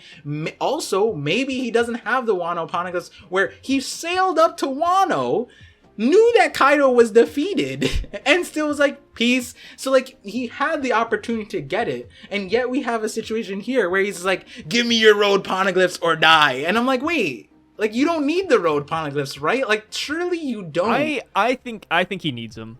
So if he needs them, yeah, right, why doesn't he already have them? Like, he doesn't need to get them from Kid. See, right? The reason why I think it makes sense is because last we saw Shanks is when he said, hey, like, Ben, it's time we go for the One Piece. So it seems like to me, I kind of inferred it as he never cared. He never had any interest. He never went after any road poneglyphs. He, like, until that one chapter, I think it was like 1059 or something like that, where Shanks is like, okay, it's time to go after, like, the One Piece. Like, it's time for us to do this. So that's kind of how I inferred it. So it makes sense to me, at least, why Shanks doesn't have the road poneglyphs. As far as not getting the one from Wano when he was nearby, I kind of read that as, well, Shanks didn't even want to meet Luffy there. Because he said he had another thing to deal with. Right. Which was Bartolomeo. So, like, you know, our territory, our fleet comes first before getting this poneglyph. So it kind of makes sense to me why, like, he doesn't have any of them yet. Potentially, right? Maybe there's one here on Elbaf, and that's why he's here right now, for all we know. So even in that line of logic, right? This fight is right now centralized around him saying poneglyphs or scram, right? Or poneglyphs scram or essentially die, right? The thing is, like, Kid ran up on him before. He didn't have the poneglyphs then, one. But then the main thing being that, like, why not just, like, yeah, maybe he didn't want to wait, ask Luffy, but it's also, like, he could have Law, Kid, or Luffy. He doesn't need them from Kid. Like, you know what I mean? Like, Kid isn't that important to him. Well, I mean, Kid showed up at his doorstep with the poneglyph, though. But like, he was already, like, he Kid? didn't bring the fleet. He didn't bring the fleet for Kid. How did he know? Is it like a Blackbeard situation where, like, Shanks is like, so. Like, because Kid says, is going to come here after. He says that he was just about to depart, right? Right. So that's what I'm saying. So he wasn't even trying to aim for this. Like, he was going to go somewhere else. Right. And so then my point is let's remove the poneglyphs from Kid. Wouldn't this be the same situation? You know what I mean? Like, it's not like Kid could just walk up onto the island while Shanks is there. Shanks would essentially be like, it's not like Kid lands on the island, which apparently he's having trouble doing because he can't beat the youngsters. That aside, he gets to the island. It's not gonna be like, yo, Shanks, what's up? And then go to, like, somewhere else. And it's like, I don't know if Shanks is gonna let that happen. I think they'd still fight. I think they would still fight. But at least right now, though, right, with the poneglyphs, he has an option. Either give it to me, or just, you know, and then you can leave and go on your merry way, or you gotta fight me, right? And that's the weird part, because what you just said, Shanks was gonna leave anyways. Like, Kid coming here is convenient, and then he's just like, Kid, it's either you die or you give me the poneglyphs, and that's where that makes sense. No, but then it's like a gatekeeping kind of thing. You know what I mean? Like, well, the gatekeeping thing is weird to me, because is Kid a threat? Do you know what I mean? Well, if you're in the race for the One Piece, why wouldn't you want the poneglyphs, though? Like why would Shanks not ask to take the poneglyphs? So, not asking the poneglyphs, right? My point is I feel like Shanks is fully capable of getting all of the poneglyphs at any point in the story, whether it's before, whether it's now, whether it's in the future, right? So, making it so that Kid needs to give it to him or dies, it's like, it makes it very weird, because it's like, does something people brought up is what's Barto's fate right now? Did Shanks kill him, right? Yeah, because we get a sense of, like, from Shanks, right? Shanks seems like a good guy, right? All in most regards, but when it comes to pirating, there's a few things, right? Like, you can't do certain things, right? Barto disrespected him as a pirate. We have to show that that's not a thing, right? Did he kill Barto? And then in the Kid situation before, right, they took his arm, right? But now it's not an arm. right? Killers, it's like they won't let you live. And it's Yeah. over a poneglyph. Over the poneglyph rubbings. Why doesn't Shank just take the poneglyphs from him and let him live? Do you know what I mean? So it Is Shanks depends on not what that translation you're powerful? looking at. Okay, Right? okay. Because hit me with the other Killer says it. translations. Hey, Killer says this time you might not lose an arm, but you might lose your life. Right? So that stays the same. But as Yeah. far as Shanks saying this, when we see the spread in the OP scans, it says, "Do you really want to fight me now, or will you leave your poneglyphs here and disappear?" Oh. So he doesn't say, "I'm gonna kill you," in Okay. the OP scans. And as far as the Shanks portion, OP scans is more accurate, Okay. especially with the final translation. You know the panel where Shanks is walking up and then he sees the girls hugging him? In the OP scans, it says, "Hey, big boss, blah, blah." But Right. in One Piece, or One Piece chapters or whatever, TCB, they call him Chief, which is a mistranslation. Because Okashira is Shanks' title as a fleet admiral, is, I guess, is a weird way to put it, but yeah. Got you. So Is the OP Chief- scans is more accurate. I wonder if the chief word was used because in an SBS didn't Otis say that Otis said big boss. big boss? Okay. And then okay. so I went back to the SBS you're talking about. Yeah, It yeah, is yeah. Okashira, which is big boss, and even Artur tweeted, not about this, but he tweeted that Shanks is big boss in Japanese. Gotcha. All right. So it's strange that TCB used chief instead. Maybe they wanted to be different, but also even earlier with a lot of TCB translations, they add flair that doesn't exist in the officials, which is why we should wait for the Viz, of course. But like even the sore loser, I doubt it's gonna make it to the Viz official. Like when Stussy was first introduced and she was like, "Hey, take a cat nap," that doesn't exist. So TCB adds a lot of their own context to some of these scenes that, when translated officially or even by OP scan, since they do like almost 1-to-1, it just doesn't exist. So Shanks saying that he's gonna kill Kid, that's not how I see this scene. So And then here's the it question. is something we will have to like wait for. Here's the question. Yeah. Can Kid go somewhere else instead of go? If maybe he doesn't, he's like, oh, I don't want to go to Elbaf, right? And he just U-turns. Would Shanks let him? F no. What? Yeah, no, but that's the point, right? The poneglyphs.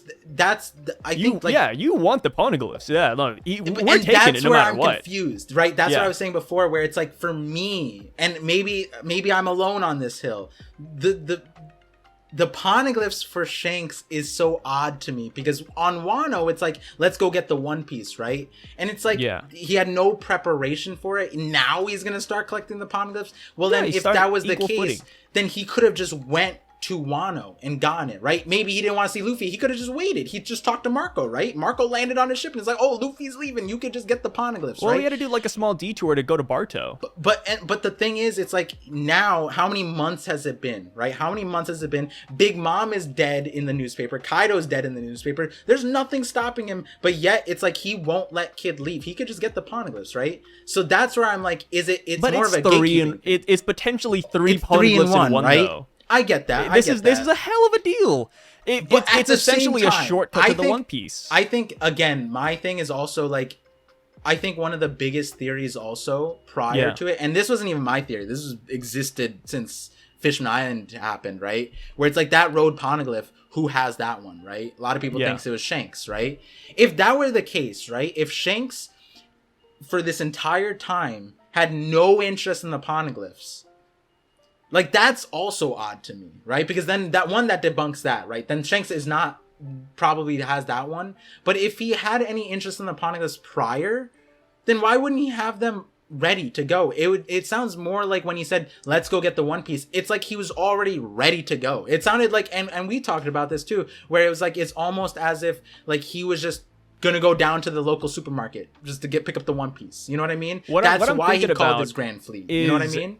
Yeah, I know. I see where you're coming from, but I don't know. I feel the opposite. I don't think he was that prepared. He might know where they are, and he could be going to get them. And for all we know, maybe Shanks didn't take the poneglyphs, because I'm not on that boat that he took the one from Fishman Island. But what Yeah, if we know yeah, who fair. took it? What if the Giants on Elbaf took it, and that's actually why he's here? He came here for the first road poneglyph, and then he was going to leave to go get the other one. But, well, what do you know? We have Kid walking up to your doorstep. He has other poneglyphs. You know he does because he was on Wano. So, hey, like, give me those road poneglyphs, man. Come on. Like, because he said he was going to depart. And we don't know where to, but I would like to assume since he's hunting for the One Piece, maybe he was going to go to Whole Cake Island. Maybe he was going to go back to Wano or even Zoe. And then, I mean, Kid shows up and it's like, bam, like, I'm just going to take these. Like, why not? It'll save me a whole trip. So it just makes sense to me, at least, that Shanks wants these poneglyphs rather than not. Like, why would you want to, like, take all that time extra? Yeah, and maybe, like, he wasn't prepared, like you said. Why wasn't he prepared? He had all these years. Well, I don't think he ever felt the need to go to Laugh Tale until now. Because Roger said he was too early. So, like, would Shanks just, like, be ready to go at a moment's notice? No, I mean, like, Shanks is super strong. If he wants poneglyphs, it'll just take him, like, a week, right? Like, in the span of Luffy going to Egghead and having all that stuff go down, Shanks is already here in Elbaf. He's already dealt with the Bartos situation. Like, for all we know, like, this guy is fast. People were like, yo, like, Shanks was clashing with Kaido the other day, and he's already here in Marineford. This guy moves at the speed of light. Right. So do you think, like, I think this, obviously this is what this is supposed to do, is supposed to give you more context of Shanks and really, you know, break away from the headcanon, which is all most people had up until this point, because we had, like, what, total of, like, 27 panels of Shanks entirely. Maybe that was before Wano, but like there's like, you know, conversations with the Rayleigh, right? Like post Roger's death. Like, do you feel like Shanks, because this is another assumption I think a majority of people had, that Shanks was privy to a lot of, like, the true history or the inner workings of the world. Do you still feel that way with the given circumstances right now, where he didn't have the poneglyphs, he needs them from Kid, or they're all in one place, sure, and now he's getting ready for the One Piece, right? And he calls it, I guess another question actually is, if let's say he didn't know Kid was going to come to Elbaf, right? Maybe it's a situation where Blackbeard knew that they were going to go to Winter Island, at least one of them. So then maybe Shanks was like, oh, one of them is going to come here. If it's Luffy, Lar, Kid, that's why I'm going to get all three poneglyphs all at once, right? That could easily be the situation where it's like, time to get the One Piece. It could be like what Blackbeard was saying, right? Why do all the hard work when these youngsters could collect all of them for me, right? And then he's sitting on Elbaf waiting for one of them because he knows the world, right? Wano, then Elbaf. That's the next island, right? It could be that, right? So then he preemptively calls his entire Grand Fleet because he knows he's about to get the three poneglyphs, and then he probably has access to the fourth one, and then he could set forth everything that he needs to do, right? That's probably how we're supposed to understand this. I think the part that is the headcanon part, I guess, is the true history of everything, the knowledge of Laugh Tale, its existence, the conversation with Rayleigh, Shanks being on the crew. Now we have to say, like, what you're saying is that Shanks probably never interacted with the poneglyphs prior to this point right here. Except for maybe that one, but like you said, there's a person he knows of. That's an interesting, I think yeah, that's probably the route we have to go with. Now, there was one other thing that... The hard part with that, too, like that you were saying, is that Blackbeard was waiting on Winter's Island for, you know, someone to show up. Mm-hmm. As far as this, like, it seems like Shanks was about to leave. Like, he wasn't waiting for anybody. Yeah. Like, this is all convenience. And I think that's beautiful in a way, because it shows the difference between Blackbeard and Shanks. Blackbeard, he was ready to pillage the kids. Shanks, it just happened this way. Like, this is fate. This is Kid's bad luck as a D. So this is my thought. Okay, hold on. I'm liking this. Okay. What if this is the case, right? Yeah. Big Mom's down, Kaido's down. Oh, I was saying that they're easy pickings, right? Yeah. Why not go there, right? Maybe, and the thing is, Shanks was protective of Kid, Law, and Luffy in a way, right? Because he deterred Aramaki. It's just that Kid got the benefit of being with Luffy, and Shanks was doing easily. And he's protecting the new era. So why, if Kaido's down, if Big Mom is down, if Buggy and Luffy are the new emperors, why call your Grand Fleet? Who are you planning on taking on if Elbaf is on your side and you can employ the giants? Is he going to take on the world government? No. So it might have been that he was collecting the Grand Fleet to go attack Blackbeard. Yes, it could have been that. But also, in the SBS 104, when Oda talks about Shanks' Grand Fleet, he says it's very similar to Luffy's and how it's structured. So that Shanks doesn't necessarily rule over them. He just kind of tells them to do and live freely. So this could also just be the Barto fan club hanging out with Shanks, right? Or, his version. Because we have those girls hugging him and Shanks doesn't care. So this could just be them following him and, he's like, oh, whatever. Yeah. I mean, maybe he did call him. Maybe Luffy does call him the Grand Fleet at some point. Maybe this is Shanks' version of, hey, I need help. But it could be spun both ways. We're not too sure yet. I would see it differently from Luffy in the sense at the moment where it's like Luffy's looseness is because Luffy doesn't care, whereas Shanks's looseness is because he these people. It's when the Grand Fleet signed under Luffy, he was like, I don't care what you do. You know what I mean? If you want to fly under my flag, go for it. Whereas with Shanks, I see it more like fly under my flag. These are my territories, right? Because he does care about his territories. Yeah. I see it more like he is a Yonko. It's just that he's loose about it in the light of Whitebeard. Whitebeard was able to call in all of his people, but it's not like Squard and all of these things. It's not like he's telling them where to go, what to do, and all this thing. His commanders, he's doing that, but not like the proliferary pirates. That's kind of more of the way I see Shanks. So I see them calling it in. I can see that. And I like to think it's like, why would you call in your fleet? And you're departing. Clearly, he had unless when Mihawk saw Shanks, it's like he didn't have an agenda. He was just there partying, right? But this time he is departing for somewhere. It would kind of make sense if he's calling the fleet to go after something. It might be because Blackbeard is one threatening the new era, which is what he's protective of, and could be the person who has the other poneglyph. But also, it could have been like, hey, Blackbeard is probably doing setting up to take it from one of these people. I'll just, stop him or protect them or something like that. It could have been something like, I'll get it from Blackbeard. You know what I mean? Yeah. It's not like Shanks is going to show up in knight in shining armor for Law in that situation because pirates are pirates. But it might be that he's like, you know what? The person to attack is actually Blackbeard. He'll have everything by this point, and I'll just go after him at that time. I like that, actually. I also bet that if Shanks were to foresee a battle between Luffy and Blackbeard, Shanks would probably want to stop it. He's like, you know what? Let me fight this guy first. Yeah, let me take this man on. Because the Blackbeard thing, now you have to ask yourself, Shanks has been in Blackbeard's not shadow, but following it since the beginning of the story. You know, right? You know what's crazy? What? So having Shanks on Elbaf pretty much confirms that Oda had ties or referenced Tyre when Shanks was introduced, because people were relating Shanks to that Nordic god the entire time, like one arm, red hair, and everything. And now that he's on Elbaf, it pretty much brings that together. Like that is true. Yeah. In mythology, apparently, I just kind of brushed up on it last night. Apparently, in mythology, he dies to the god of the underworld. Which, I mean, if there's one in One Piece, it's Blackbeard. Yeah. And that is another very popularized theory, is that Shanks will die to Blackbeard. Now, I'm even on board with that one, too. So, this is, this is going to be rough. I think this might be the year of Shanks and Blackbeard potentially squaring off. Yeah, this guy and that guy fight. Maybe it's Shanks and... Yeah, this guy, that guy. Oh, goodness me. And I mean, that sets up Luffy versus Buggy, which is we already know that's going to happen. So in terms of Yonkos, it would make sense that Shanks and Blackbeard would clash, and Blackbeard comes on top because he's antagonist. Doesn't make sense for Shanks. But the question was always of when and how, right? Not what.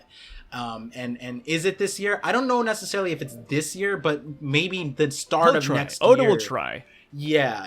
I would imagine the start of next year is when maybe the end of now is, or end of this year probably is the Garp Blackbeard situation, and then later on it's the Shanks Blackbeard situation. It reminds me of when Oda said this is going to be the year of Sanji, referring to Whole Cake Island, but we didn't get to Whole Cake Island until the year after. Oda is god awful with timelines, and he says it too. You can't take this as Oda slander. He literally says he's bad with timelines. He was like, oh yeah, One Piece, it's gonna be over in 3 years, but I'm also bad with timelines, so this might take a little bit longer. Yeah, no, and then Yeah, people Oda's horrid when it comes to timing. if people ever thought I was a satellite of Oda or Seraphim, my godfather Shanks is the same way. I had it. That was a theory that I had, Godfather Shanks one, since before I even became a YouTuber. That was just like something I would tell like the one person that watches One Piece in my life, and then they're like, "Whoa, that's crazy!" And then like, Jesus, start a YouTube channel. Yeah, but like, and then we never talked again. But then I started thinking, and then I told my stream. I told one when I first started streaming. I had like 1 or 2 viewers. I told that one viewer the entire Shanks video. Actually, they know more than what's in that Godfather Shanks video. They were like, "Wait, you didn't include this part?" And I was like, "Yeah, I was saying that for part 2, which I'm probably gonna try and get out now." But that was back in January 2022 at the very beginning, and the Shanks video ended up coming out in like August or September, and like so it took like 9 months. But I kept on telling my stream like, "Oh, this month a Shanks video any day now, guys. Any day now." Any That's day like now. Oda saying, "Hey guys, Shanks and Blackbeard, they're gonna fight tomorrow." It's like, are you sure about that? I get it. And just going back to the Norse thing, like, this is what I wanted to ask you before, and remind me. There's a cracked theory I just thought of that is completely out there, because you just said there's no third party on Egghead. But like, so the thing that I want to bring up before we go on to that spicy idea was and I wanted to ask, because we don't have the Viz translations yet, we don't have the officials. But when they say Warland Elbaf, how was that translated that way in the OP scans, like Warland? Let me see. Yeah, Warland. Yeah. So the reason why that stands out to me is because, yes, now, like, without a shadow of a doubt, because it was a strong theory and it made a lot of sense. But yeah, we didn't get a full confirmation of Shanks being on Elbaf, and we knew Elbaf connected to Norse mythology, and we knew Shanks.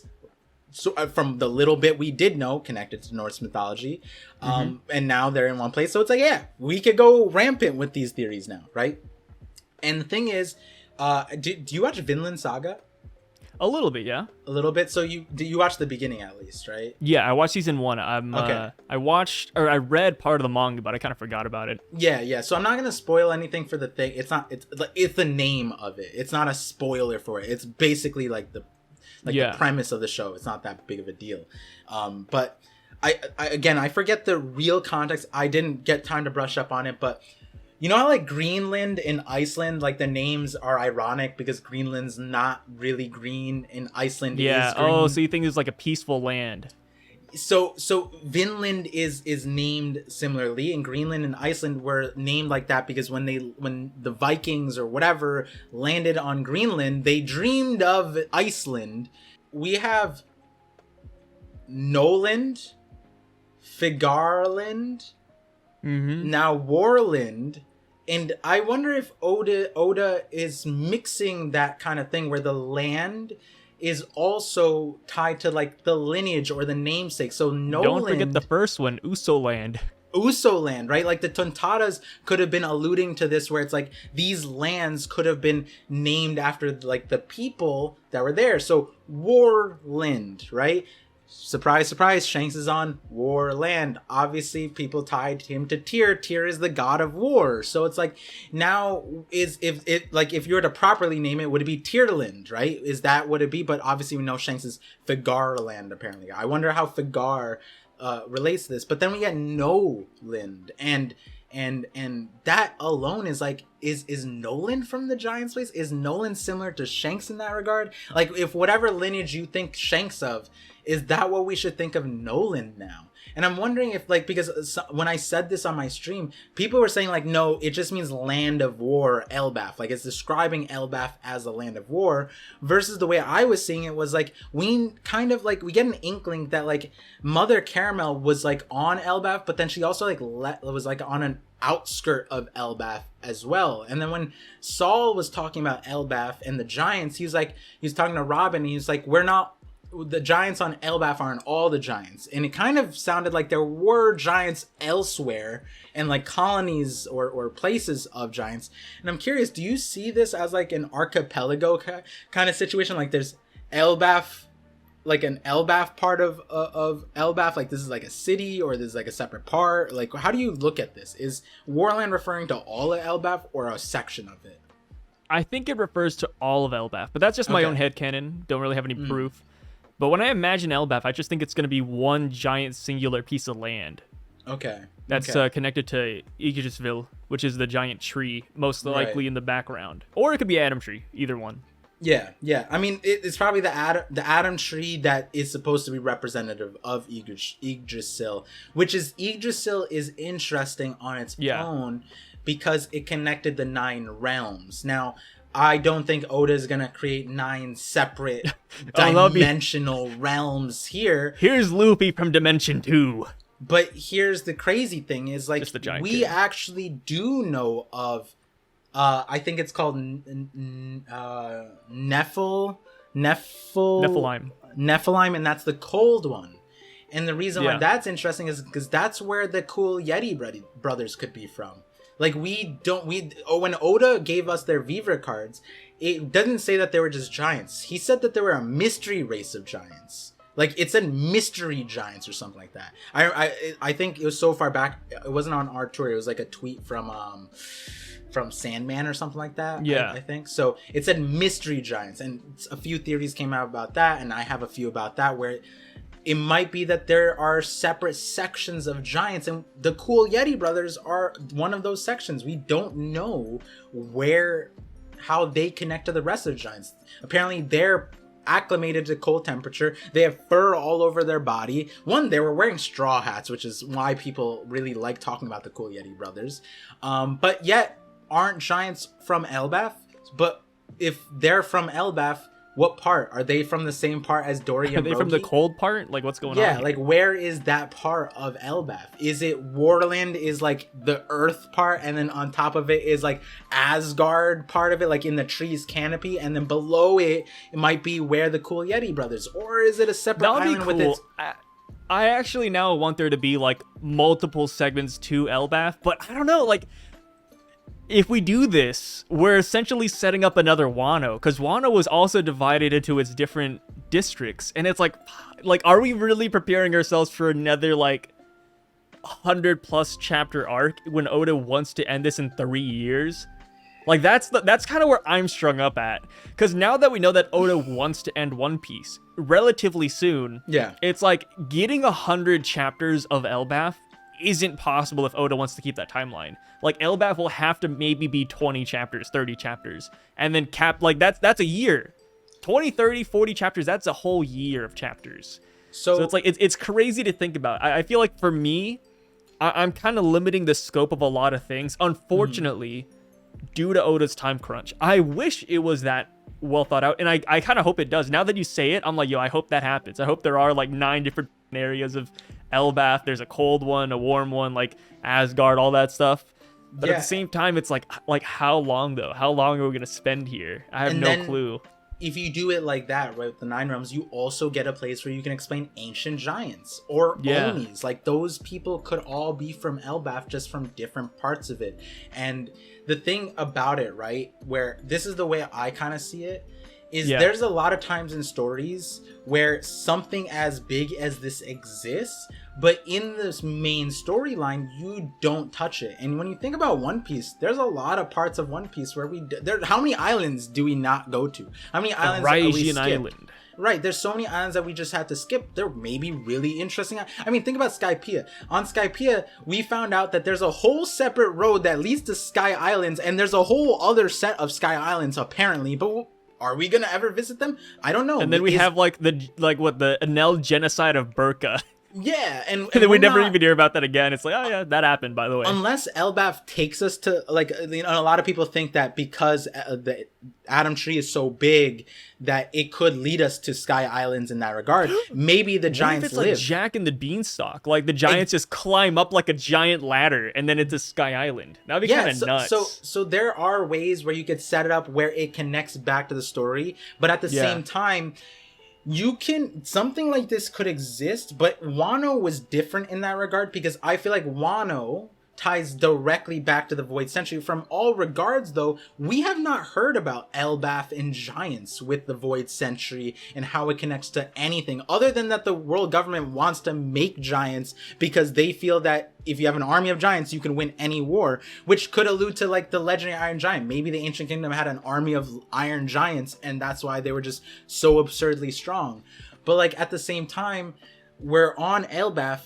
I don't know if it's necessary to flesh out Elbaf as much as Wano, while not acknowledging that Elbaf could be just as deep as Wano, if not more, given the fact that the thing about Elbaf is the giants have, 300 plus year lifespans? Like, I wouldn't be surprised if they had, like, crazy lore that, yeah, maybe we don't touch because maybe it's not relevant. Honestly, a lot of times in stories, and I don't think this is what happened to One Piece, a lot of times when this happens in the story and you get like a separate plot line, almost like the just to throw it out there, like the main character's fighting the demon lord and you get to the main thing, you already get the main stuff, but then he interacts with this like isolated region that gives him a special thing that ends up toppling the demon king because the demon king couldn't deal with them in the first place, which is kind of what we're hearing about, right? The world government doesn't mess with Elbaf because they're giants, right? So you get that. And what ends up happening is then if the story is popular enough, after they beat the Demon King, then you dive back into that lore and that's how the story extends. I'm not saying that's what happens with One Piece, but that is something that you see a lot of times where like this thing exists. We don't need to go with it for the main storyline. Will One Piece do that? No. Are they going to do a side story with Elbaf? Maybe. Maybe that's in the cards. I don't know. Maybe Oda did write a whole side story about Vikings and Elbaf. Why? Because one of the main inspirations for the story was Vicky the Viking, like a kid's story thing that was in what chapter like 6, 7, 8, or 9, or one of the early chapters. He at the where the SBS usually is, because SBSs weren't a thing for the first few chapters, right? Because who's asking questions about a no-name manga? He essentially fleshed out like the inspirations of why this Viking story was so appealing to him and what he did, how it connected to him. I wouldn't be surprised if on the side, like he writes movies, the live action, the premieres, not the premiere, the live screenplays. Maybe he has a story about Elbaf that he's just not going to bring into the main canon, right? Like I could easily see that. If it's anything like One Piece Odyssey, maybe it's better it never hits the main canon. But the games, I'm pretty sure we know that Oda didn't like. No, he wrote the story for the games. Oh, he did? Wait, no, he didn't write the story for all the games. Written by Oda. Wait, no way. Because Randy Troy told me, well, not for Odyssey, but all the other games, he said that Oda's not involved at any of this. I have not played most of the any other ones, but okay. For Odyssey, it proudly states that Oda wrote this story, original story by Oda. I must have missed that in all the promo that. And let me tell you, I don't know if you guys played Odyssey. I like the game because I'm a One Piece fan. I love JRPGs. Yeah. But from a story standpoint, man, that game crumbles. Oh my goodness, it was a hodgepodge. Maybe it's just because it's a game. Oda had to fit everything into one little bubble. Yeah. But that is god awful. Holy. Do you think like for me and you, right? Like I feel like when you do your Twitch streams, right? You're the last rung of priorities for you to do, right? You have your channel, you have your family, you have the channel, you have the spoilers, then you have like my stream, then these calls or whichever order, and then you have the Twitch streams, right? Is like the Odyssey was probably like below that, where on your Twitch streams you're just wasted beyond belief, and like dude. The thing is that with Odyssey, I paid attention to every story beat. I was like, you know what? I want to dissect this. I want to like see what Oda's cooking over here. Yeah. The only thing he cooked up were some decent character designs with Lim, but as far as the story and she's all right. What? She's not that great. She's not great. No, that's what the other dude is kind of cool though. No, he's not. Audio. He was from Audio what I saw. I haven't one seen of the worst written characters I have ever seen in a One Piece thing in my life. You were talking about the design. I was talking about the design. The design was okay. Design wise, he looks like Toriko. He looks like adult Momonosuke with white hair. Adult Momonosuke, white hair mixed with Toriko, a little bit evil. Like his design is kind of goofy. Like okay, fair, but like Audio design when you doesn't said belong Lim's to design, I was meaning like the audio's a cooler design, because Lim is kind of just a girl with a white dress with the bob cut. Like, it's not that special. But then the story, I don't know the story. Every time I've tuned into an Odyssey stream, which is countless at this point, they're always in Arabasta, and I'm like, isn't there other parts to the story? Arabasta lasts the longest in that game for some reason. And I'm not gonna spoil. I mean, maybe you haven't played it yet. I'm not gonna spoil it for anybody, but just to give you a brief thought of what I feel about this. You go into Memory World so that you could change certain events and, do things and complete the story. But all of the story events you hit during those flashbacks, they're really bad. And a lot of events you cannot change no matter what, even though it's just the memory. And I don't know. It's not a good game. The story's bad. The ending is bad. The Lim audio, their decisions don't make any sense. It is horrid. So, you actually have to bend a lot of your mental strength to actually I've seen some of it. Get down with the ending. Most of what I've heard about the game, especially because a lot of the people who stream it are casual One Piece fans. They're not like hardcore manga readers. They're not even they're not manga readers. They're mostly anime, or they watched Film Red or something. Like, that's actually the case where they're like they play a lot of video games, and Film Red was just on the front of the news, and then they clicked on and they have no idea about the thing, right? Yeah. But most of the people are like, it looks like a fun game, feels like a fun game, the story's interesting, and then so the people who like that's the nicest thing we can say. The story is interesting. Yeah, and then written by Oda. The people who don't know One Piece, it was just like, huh? Like, there was a lot of the responses like, oh, dude, yeah. If you don't know anything about One Piece and you get Odyssey, I would not blame you if you don't touch the series after that. Like, it does a really bad job of summarizing the plot, which it's not supposed to. It's not meant for new fans, because events of the Memory World are different from what actually happens. Like, for example, this isn't the case. I'm just giving like a wild example here, exaggeration. But you know how like Vivi's a princess in our mind? Mm-hmm. If Chopper misremembers Vivi and Chopper thinks she's a pirate, in the Memory World she'll be a pirate. Like, that's just kind of how it is. Like, the Memory World gets so distorted, right? And that's how they kind of like, maybe get the gameplay and the plot. But they need that. They need that to like actually have you spend time there and bring you new elements. Yeah. But at the same time, with that mindset, they don't do anything worthwhile, and they still put themselves in this really weird bubble. Maybe that's the main takeaway from the game that should be, is the Memory World concept that apparently Oda wanted to put out there. Oda wanted the Memory World. He wanted this weird Sky Island. He wanted ties to the Void Century, which it had ties to Skypiea and a bunch of other things in the world of One Piece. But man, that story's god awful. Oh man, it's just so bad. Oda's a great mangaka. As far as games though, I say sell off the One Piece IP to other companies. Do what Dragon Ball did. Give it to CyberConnect. Give it to Bandai. Give it to somebody else, which I guess he kind of does with One Piece Treasure Cruise. Yeah. And he also does that with the One Piece card game, right? Yeah, I think so. Yeah. The One Piece card game, he sold off the IP, and then now he just has different artists making the thing. I think that's beautiful. Yeah. I mean, to go back to the chapter thing, I think like in terms of how much time Oda probably had for Odyssey pales in comparison to the story. Oh, for sure. Right? So in that regard, when we're talking about Elbaf and how deep it could be, we also have to think about it like this, right? If from like you said earlier, from the beginning of time, Shanks was the most important character. It's supposed to be modeled after him, and if the entire time it's modeled after Norse mythology, it kind of makes sense that it'd be deeper than a surface level understanding of Norse mythology.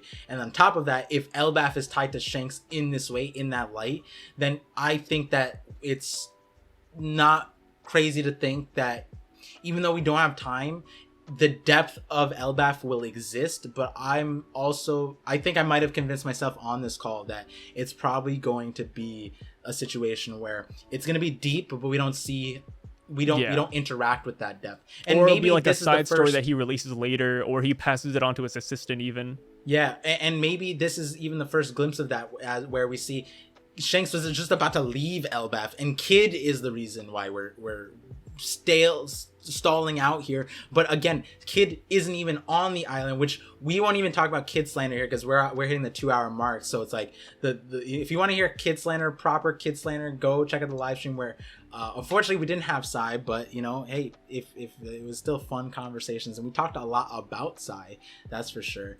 But I want to, before we go, I want to ask say the crack thing. It's not cracked. I don't want to say that. I just want to know your thoughts about this. Earlier you highlighted this. Who is the person that told the world government that Vegapunk had poneglyph research? Yeah, that was researching it. Couldn't it make sense if Shanks went to the Gorosei, hey, I have a pirate to tell you about? Oh, there's someone I want to talk about. What if it was Vegapunk?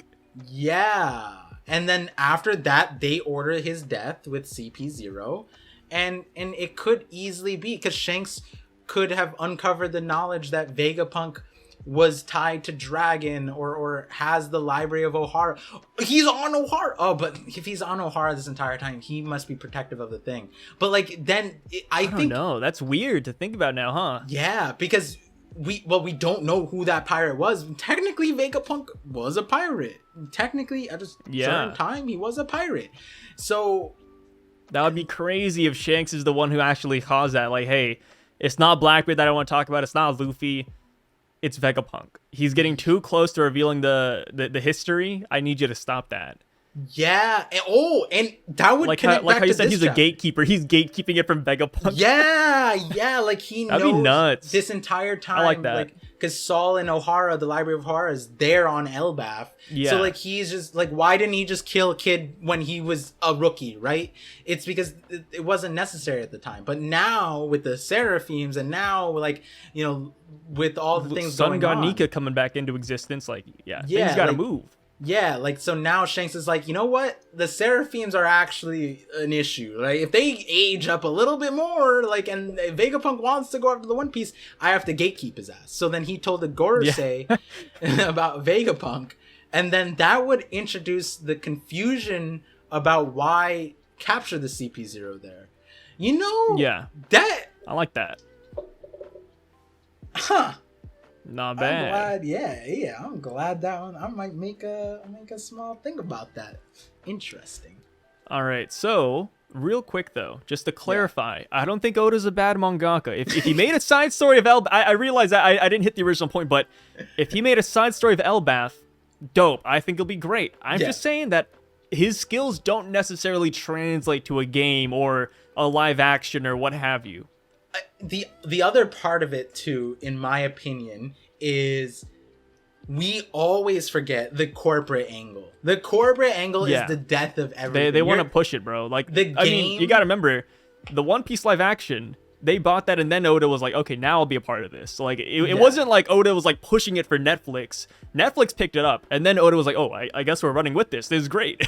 Yeah, and it like the movies are like that too. Strong World was technically that too. Oda was just writing the story, and then like after Thriller Bark and into Sabaody, apparently there was a dip in fandom and everything, and then there was a low morale in the studio. So they spearheaded the movie, and then they realized they were dog shit, and then like, Oda-san, please, can you make this movie? And he's just like, I really don't have time. How dare you? A lot of movies are like that. Like the Baron one, even Film Red, like Oda will give you a base layout. And then he's like, all right, deuces. And then the director calls him up and he's like, hey, by the way, we want to make these changes. And then Oda's like, what? Huh? Yeah, Nanda? like the CP0 thing, like you said. Yeah, like CP0. That's a big one. Crocodile, Doflamingo. They were supposed to be in Film Red. Oda wanted them. They said no. You saw the script thing that Oda wrote, like the book thing that got posted? Yeah. If the movie was that, it would have been great. Like the gripes that I had with the movie were explained in the bullet points in the thing, and it just wasn't reflected on in the movie as well as it should be. I know people saw through the movie and implied, but the understanding was like the movie, it's like you have to jump a lot of hoops to get to what you're saying. The worst part is that they could have included it, because a lot of One Piece movies are like 1 hour and 30 minutes, when I think a 2-hour movie, nobody would complain, right? Yeah. Yeah. Like they could easily just add on more. I don't know. Maybe that's just me, but like when I read that script, my mod showed it to me. The first thing I was like, wait, this is if it was this would have been great. Like this isn't film red. Everything. This is film chartreuse. Like, it just upgrades film scarlet. Yeah, like we need a director's cut of Film Red. Like honestly, like dude, a director's cut of any movie of One Piece, I'd gobble it up, bro. Yeah.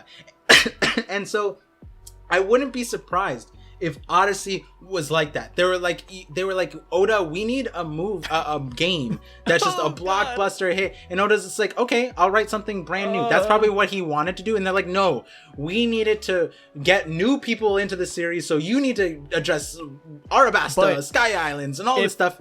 And then if that's the case, then how are we going to feel about the live action since it's the exact same way? No, but so the live action isn't a turn-based game that like it's not, but the whole thing we're making here is that directors versus Oda has been a thing, and directors versus Oda is a thing in the live action since they went in an interview and said that. Yeah, so I think with the live action it might be a lot different because the difference with the game, right, versus the game, you know what? Because the game.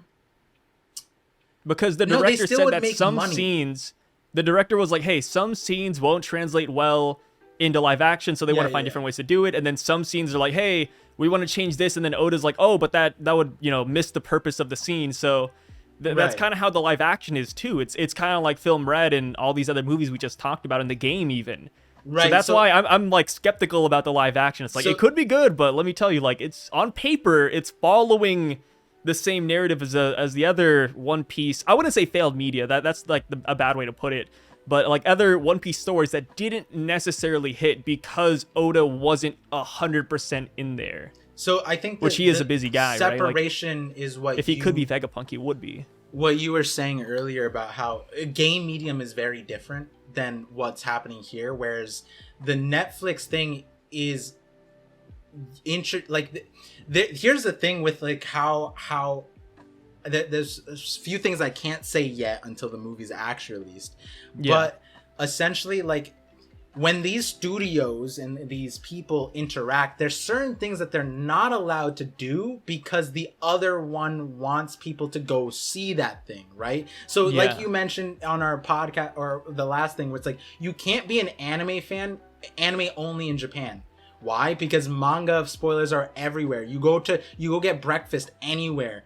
Vegapunk's gonna be in your face. Year 5's in your face. Shanks is probably like freaking on TV right now, like on local news. By the way, Shanks is an Elbaf. Yeah, so like Toei and Shueisha, they probably have like some kind of deal. Otherwise, they'd be competing, right? They have to do something like that.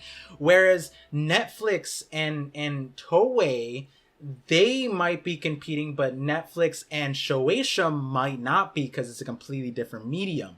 And so when you think about it like that, there's certain things that obviously anime is going to do differently and then the other things, but they're both going to follow the core story because they got this certain amount of rights. Whereas Odyssey as a game, it's not bringing you into the story. And so it might have been that like, hey, this game can't do what Toei, Netflix, and Shueisha, they might not have allowed all of that to go in. You know what I mean?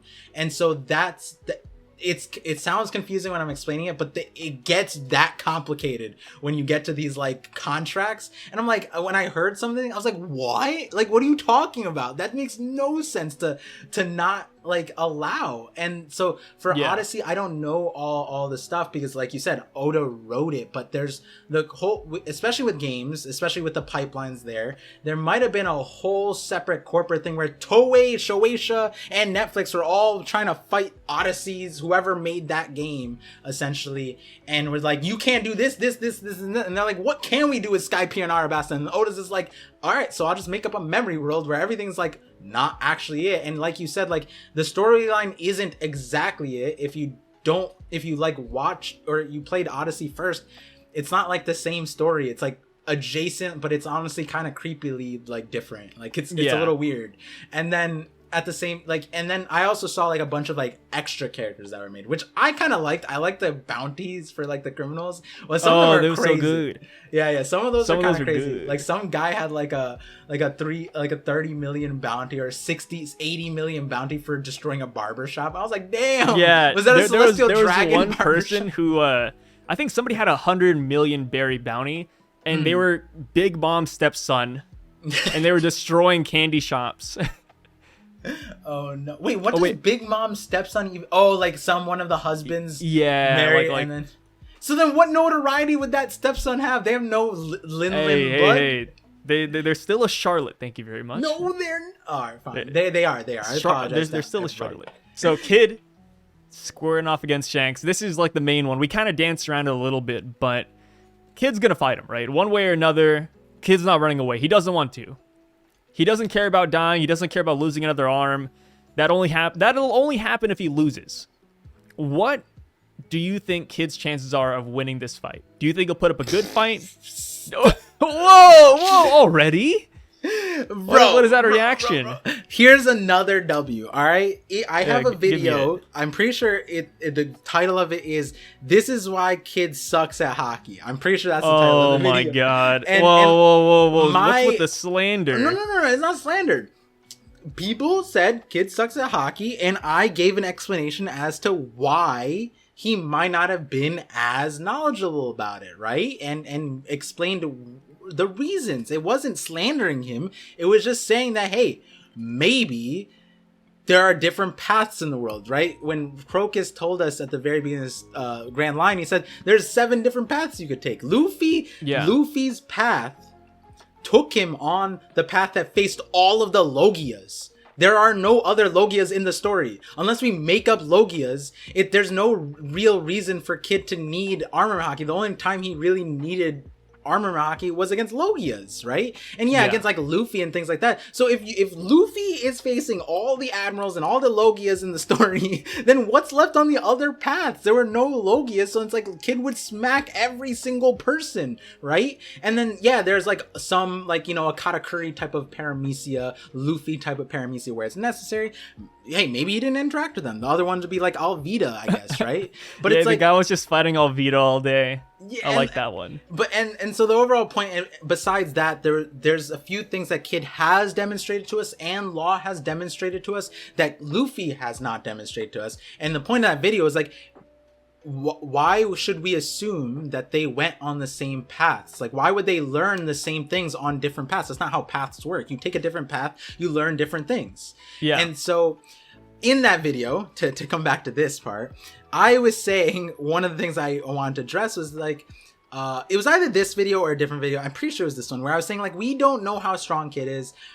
Point being is when in Udon, he said, and we talked about this. Actually, we talked about this. I think you hit me back with something. I'm like, no. And I think I was right. I was saying in Udon, if Shanks took his arm, which a lot of people just assumed, he would have said Shanks took my arm. No, he said the red-haired pirates. And so if it was the red-haired pirates, that could be anybody in the crew. If it was Ben Beckman, I would imagine him say Ben Beckman of the red-haired pirates took the thing, right? But so at the time, because he said the red-haired pirates, I was like, yo, the monkey took his arm. For all we know, the goddamn monkey was the one who beefed with Kid and took his arm. Obviously, in this chapter, we get an idea that is probably Ben Beckman based off the dialogue here. But like, here we are in a situation where apparently they can't even get to the island because the youngsters, apprentices, whatever you want to call them, of Shanks are around Elbaf, preventing Kid from getting on it, which is why the way Oda showed this chapter was so funny to me, because last time we saw Kid, he wasn't on Elbaf. He was like on his ship far away from Elbaf saying Elbaf is next, right? So when they were talking about the youngins or whatever, I didn't know that like people were fighting the youngins. I just thought like people were fighting. I didn't know it meant like Kid. I thought that just random people wanted to beef with Shanks. Like that. Why is that a weird thing? Like Higuma wanted to beef with Shanks on Dawn Island or whatever, right? So then, and like the way Oda was just like, we're on a random island. Even though the architecture is definitely Elbaf, like this isn't Elbaf yet. And then like they don't even really show us the context of the kid's size, like the giant kid. And then we're on Elbaf. And then we see Kid. I'm like, Oda wants us to make fun of Kid. At this point, like, if you think that he watches my video for Mihawk, so no, he's on Twitter seeing all the Kid slander and he's fueling that shit, bro. Dude, at this Here's point, the thing. What if Kid wins though? No, Kid is not winning. This is what people Don't said underestimate the D. Remember, dude, D is the enemy of God. If Shanks is a celestial, Figarland family, bro, Kid might be his worst nightmare. All I gotta say. Kid could be. I am playing devil's advocate. I am hopping on the losing side here. But what if Kid actually pulls through? This is you know how strong Shanks is, right? Kid pulls out. Have you seen the Kid Pirates?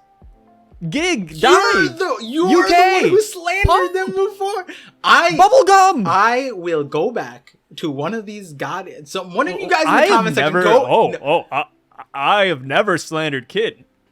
I'm pretty sure it was on my show. I'm pretty sure you did. I tried to be Kid, like, yo, I'm like, no, the Kid Pirates, no. the Kid Pirates.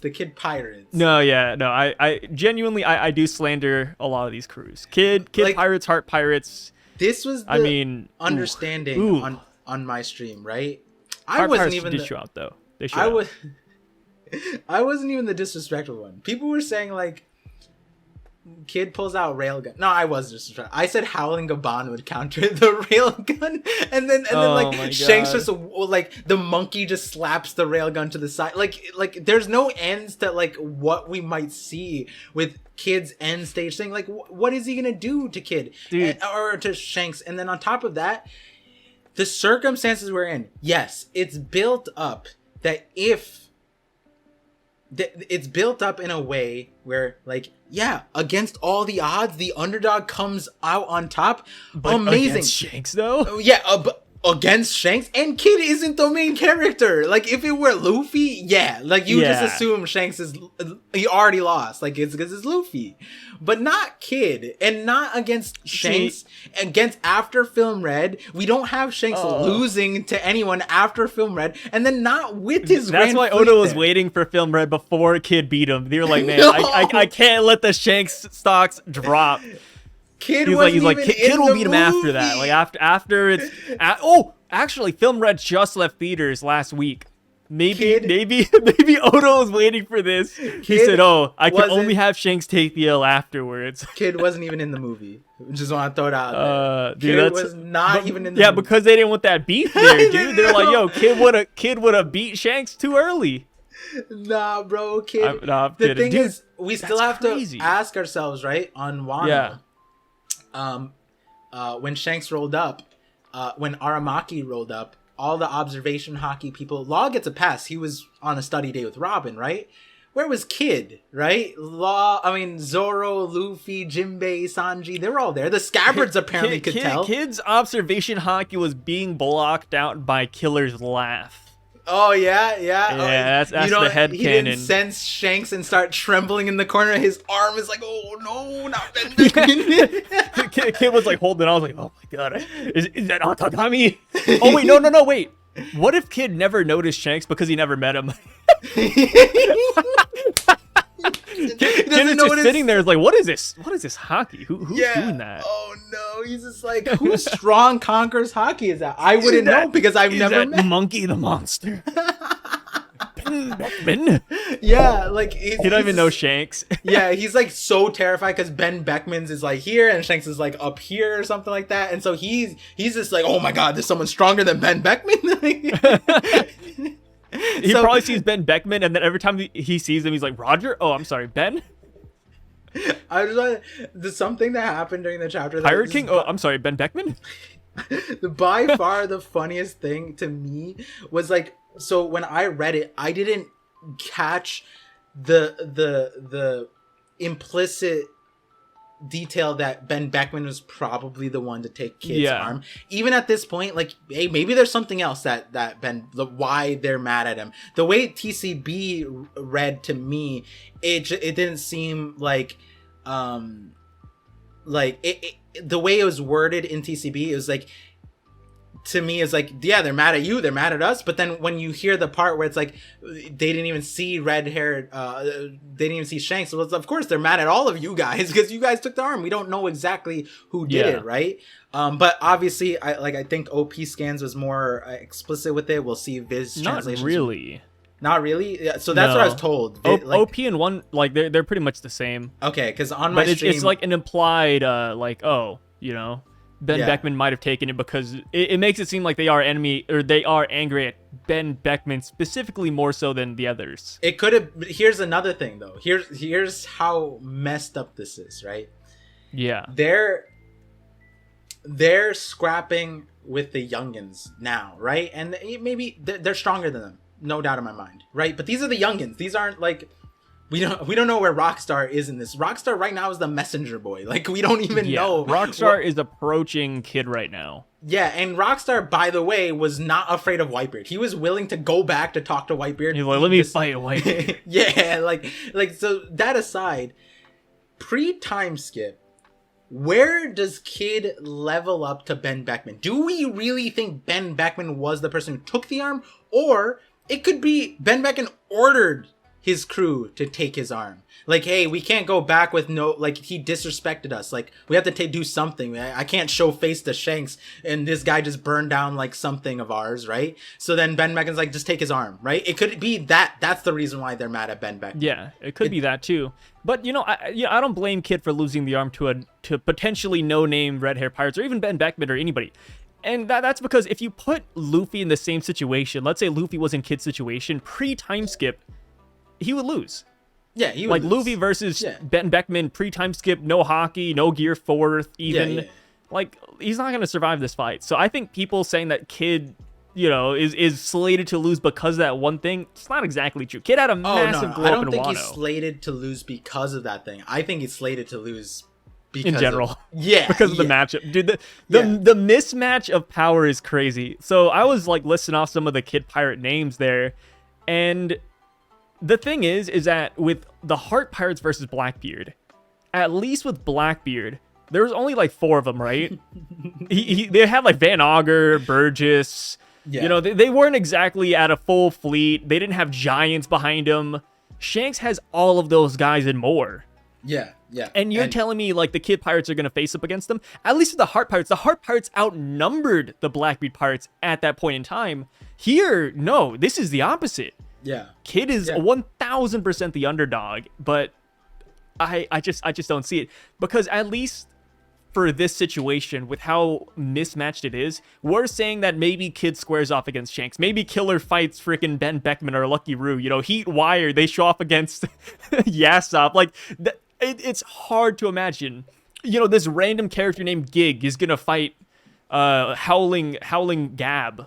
Like that's just that is a hard thing to imagine compared to the Heart Pirates, where it's like, oh, Shachi Penguin, a bunch of the boys in the water, taking out Dark Q apples. Very different. Yeah. I think like Kid, like I'm on the boat that neither Law or Kid dies, especially now that we're in a parallel situation. I don't think so. And the parallel situation is really appealing to me because Dax Sake actually pointed this out to me. It's like with right now, because we just toppled the previous Yonko, this could be Oda showing us like the new Yonko that are here. They're not going to lose. It's going to be the 2 guys that aren't made Yonko are going to lose to the current Yonko and demonstrating their power. So Law's going to lose and Kid's going to lose. It's just a question of what does that look like, right? In the Kid situation, they're premising this on like a life or death kind of thing, but Shanks isn't that kind of guy. He doesn't even seem that bothered. I memed about this, but in that last panel, like if you got into a fight with some dude, like, and he's looking like that, and you're like try-harding, you're gonna lose. Like that guy, like Shanks is not even sweating, not even worried. He's just like children. Like, you know what I mean? It's like, these new buds. This is the new era, man. This dandelion turned into a pepper plant. Yeah, and then like Blackbeard in Law is a more interesting situation because Blackbeard is like a less seasoned Yonko in that regard. But like this is in the Kid situation, Law was it wasn't like, I think most people automatically assumed Blackbeard would win, right? Like I don't think people thought Law would beat him. But actually, like, there were a lot of people who thought Law would win.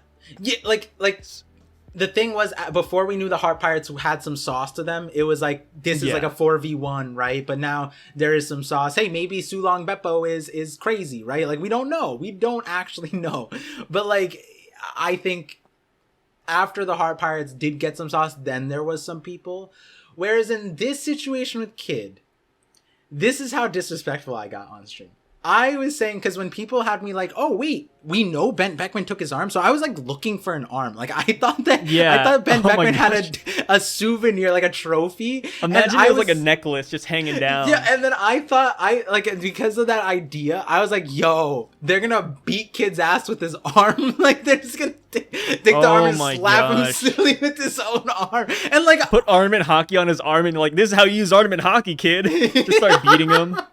And like the thing is, I know that sounds so dark, but like you think about it, Oda messes around with dismembered arms. Like Law had it chopped off right in front of him. He was in agony. Kiku was there and like his arm chopped off, and then it falls down for everybody to see. This is the next iteration of Arm Piece, right? Like Shanks doesn't have it. Instead of attaching it to his own body. The battle of the paraplegics. Kid and Law.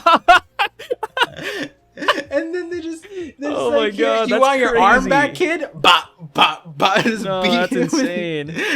And like that would be so dark, but like I would accept that. Like I think that's I'd take funny. it. Yeah, that'd be so funny. I think if this is what I said to people. You know how people meme on One Piece being like this happy-go-lucky series? I would show them that scene. Is this a happy-go-lucky scene where some guy gets his arm chopped off and then gets his ass beat with it 2 years later? Like, that's so crazy. Actually. No, imagine like they had to preserve it. So Shanks is like, boys, get the cooler. And then there's like an igloo cooler that they just like bring over from the ship. And then Kid's like, what's that? What's in the box? And there's like ice cubes everywhere. And like a mist comes up and then it's his arm. And then Killer's like, don't look. Don't look. Kid, look away.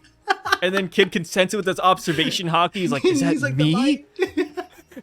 They preserved it. It still has my hockey in it. My non-existent hockey. Oh, that's crazy. And like the sad part is, no one can tell me that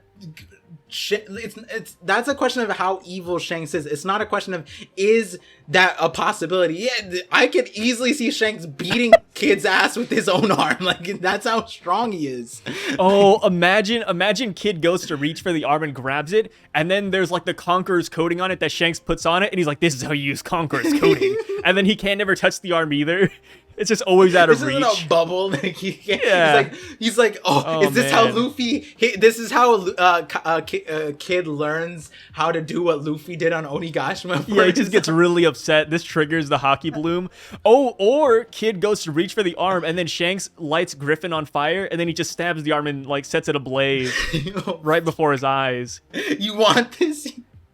Bro, you can't have it, Kid. Oh god, disintegrates it. So Killer obviously is like, you know, a lot of people already agree he's the real captain, real strong one, whatever, right? The only way I see Kid like pulling out a W in some regard is if Killer dies. Like if Killer dies and then Kid has like that'll be like crazy, a hockey bloom insane like ace moment with Luffy, unlocks everything, and then Shanks is like, oh god. Okay, he's going sicko mode right now. The thing is that Roger was kind of nefarious sometimes, you know? Like, what was it, like with Shiki? Like, Roger killed his entire crew? Or, like, there's a couple times where Roger just, like, straight up... Oh, yeah, Squard! Like, Roger, like, wiped out this man's entire crew minus him. Roger did that? Yeah. That's why Squard had a grudge against Roger, because Roger destroyed his crew, and it was only Squard left. So if Shanks is following Roger's footsteps, maybe he does kill all the Kid pirates minus Kid. Oh god, Kid is the next Squard. I remember when I first remembered Squard. Squard was always such a weird thing to me because I always thought Roger was a really good guy, and he still might be. This could just be one-off thing, but literally Squard, like the World Spider Pirates, this is 2.0. The ones we see current day are 2.0. 1.0 were killed by Roger, and that's why Squard was drinking at a bar all the time, and he was a mess until Whitebeard found him.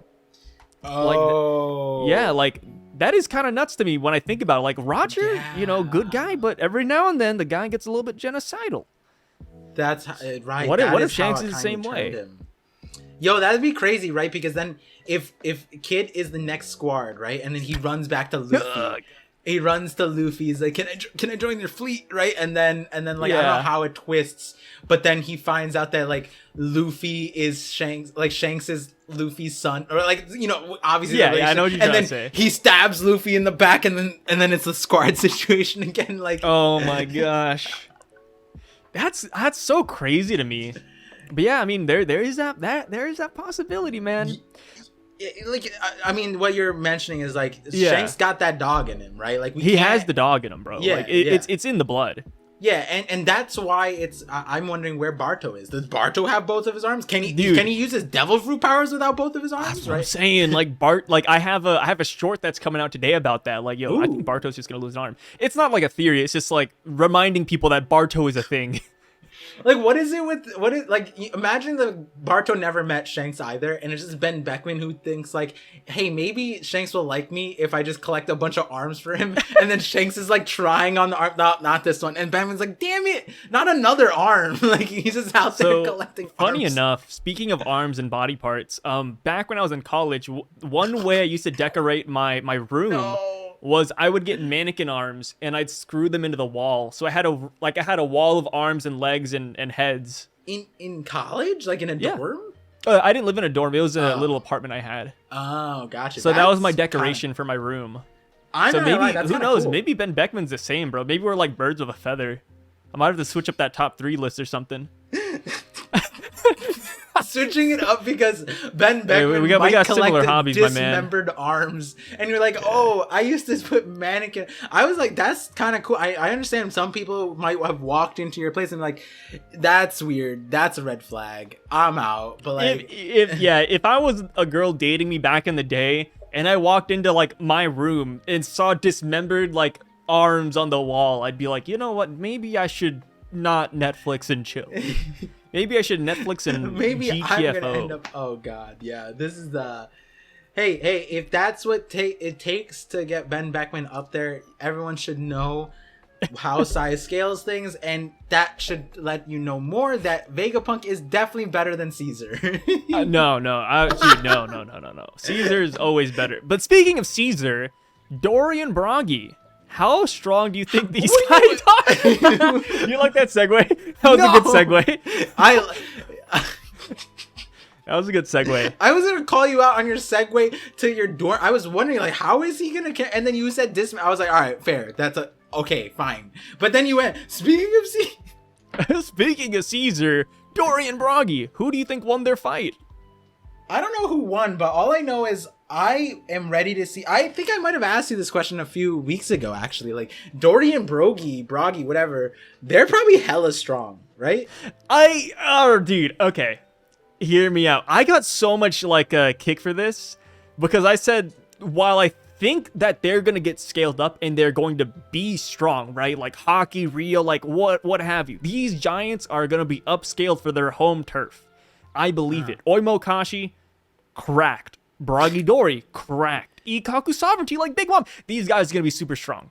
Yeah. But they do suffer from pre-time skip feats. It's like Whitebeard. Whitebeard, OP, world's strongest man. But pre-time skip will always hold me back a little bit, right? We saw Whitebeard at the war. Got stabbed by Squard, right? Hockey's not looking too good right there. You know, we didn't see Conqueror's hockey looking kind of bad. That's just how it is. Whitebeard canonically is strong. Yeah. He is that guy. He has those things, but we didn't see it pre-time skip simply because we're not there yet. Oda didn't flesh it out. We weren't ready for it. Maybe we could use our headcanon and say maybe Luffy couldn't sense it. We, the audience, couldn't sense it. Whatever. Dory, Broggy, or Mokashi, exactly the same. These guys lost to Mr. 3. A lot of people say, okay, Mr. 3 played dirty. I understand that. Mr. 3, he made them attack each other. Pretty big deal, right? And then he trapped them. He crucified them. But you're telling me, even with all that though, giants right now that are allied with Shanks could not break out of that. Mr. 3's wax was something these guys couldn't take. Hey, that is Mr. crazy. Mr. 3's wax held up against your favorite guy, Magellan. Oimo Kashi. Well, Magellan ended up poisoning through it anyway. So Magellan, what does it say about him? He outscaled the wax, by the way. But go on. And then Oimo and Kashi. They lost to the Frankie family and Polly. They lost to a few good men in rope. So these giants are going to be strong. They are allied with Shanks. They're on Elbaf. They're going to be monsters. But in the back of my mind, when I see Dory and Broggy destroying the Kid Pirates, right? You know, maybe these guys have a 1v1 versus House, Gig, and Heat and Wire. And it's going ham, right? Conquer is clashing, the sky splitting, you know, Elbaf is shaking. You have people on freaking the East Blue like, oh, what is that rumbling? The giants, it's Broggy and Dory. Oh, they're quaking the earth. When people go that crazy, I'm going to be hyped, but in the back of my mind, there's going to be me sitting in that corner, you know, like covering my eyes, and I'm just like, Mr. 3, Polly, Rope, like that is where I'm at. No, I kind of went off right there, but I am so passionate about this. Pre-time skip curse is real. We're here in the current day, but we can't forget the past. It happened. Big Mom's flashback where it's like the elders, the elder giants got slammed, bro. Like I get it. Like Big Mom's a monster. 5-year-old Big Mom cracked. Cool. But these dudes did not put up a goddamn fight. Like it wasn't even close. You're telling me like how are these the elders? And by the way, like the difference between Oimo and Kashi, they were just crewmates, right? We don't even know what level. Dory and Broggy are captains of the giant pirates that were renowned throughout the world. 100 years ago, these guys are monsters. And they're elders, which I would imagine could be like their level or stronger. Who knows what they were doing? But they got slammed by Big Mom. And like, you know, on to Sai's point about pre-time skip, right? Oimo and Kashi were Eni's lobby. I consider that pre-time skip. I consider Little Garden almost as if it's like East Blue Saga. Like that's how close. Low key, like that. I think that's the second island we went to after we crossed the mountain. It was Crocus and then Little Garden, right? Well, I don't count Crocus. There was Crocus, then Whiskey Peak, and then Little Garden. Yeah. So like when you think about it, Whiskey Peak was not. It was just Zoro. Zoro just dog walked everybody, and the main antagonist was each other because Luffy was just like, "What are you doing, Zoro?" If Luffy was not at Little Garden, Dory and Broggy would be dead. Mr. 3 would have destroyed these guys. No. Zoro would have chopped off his legs, and we would have got if the Zoro. Straw Hats weren't there. Oh. If the Straw Hats weren't there, Mr. 3 had a whole plan to take them out, which his plan was to have them hit each other one time and then just crucify them. And then that plan somehow ended up working. Right. Or almost working, and then Luffy foiled it. But I'm just saying, pre-time skip curse, it does exist. Yeah, it does exist. I'm adding to it because I'm saying that's like East Blue because it's like that was the first time we got like organized crime and cross island crime and devil fruits that are wacky but also like useful. Prior to that, it was like Baratier, Arlong, like these were just regular people not with devil fruits, and then there was Smoker, and we were like, oh no, Smoker is so crazy, and then we left, we got to Crocus, we got to Whiskey Peak. The biggest problem between both of them was Laboon. It wasn't even Whiskey Peak. And then we go to Little Garden, and when the giants were in the problem, it was devil fruits. Now we finally get into, that's when we start getting into pre-time skip world. Prior to I consider that like East Blue, where it's like Oda had to hide so much, and he still showed us Rio. He still showed us Ikoku sovereignty at that time, which we know to be Rio. And like I'm sitting here like where like I don't. Killer was fighting Kaido. There's no way Dory and Broggy hold off Killer. That doesn't even make sense to me. Like, you know what I mean? Like, yeah. Like Heat and Wire maybe, but like even if they held off Heat and Wire, that means nothing to me. That means nothing because I don't know what Heat and Wire can do. They were just passengers, bystanders on Onigashima. Like, well, I think Heat can spit fire, and then Wire has like a pitchfork. Yeah, fine, cool, but like I didn't see that do anything. Like Charlotte Baccarat or whatever the name was, Baccarat. That's not the name. Bacardi, whatever the name was. Could throw fire, and like so. Then what does Heat and Wire like? Or Heat? What does he do? He just spits it. Well, you know what? Not Kabaji, he could do that too. He could spit fire as well. Like we're talking about the buggy pirates. Here's the thing. It's funny because we are laughing at these guys, right? Yeah, we're laughing. They're the at laugh them, tail. But I think we're both on the same boat that they are gonna get power scaled up to a point where they will have like a decent clash. Like they're not gonna be the fodder that they were.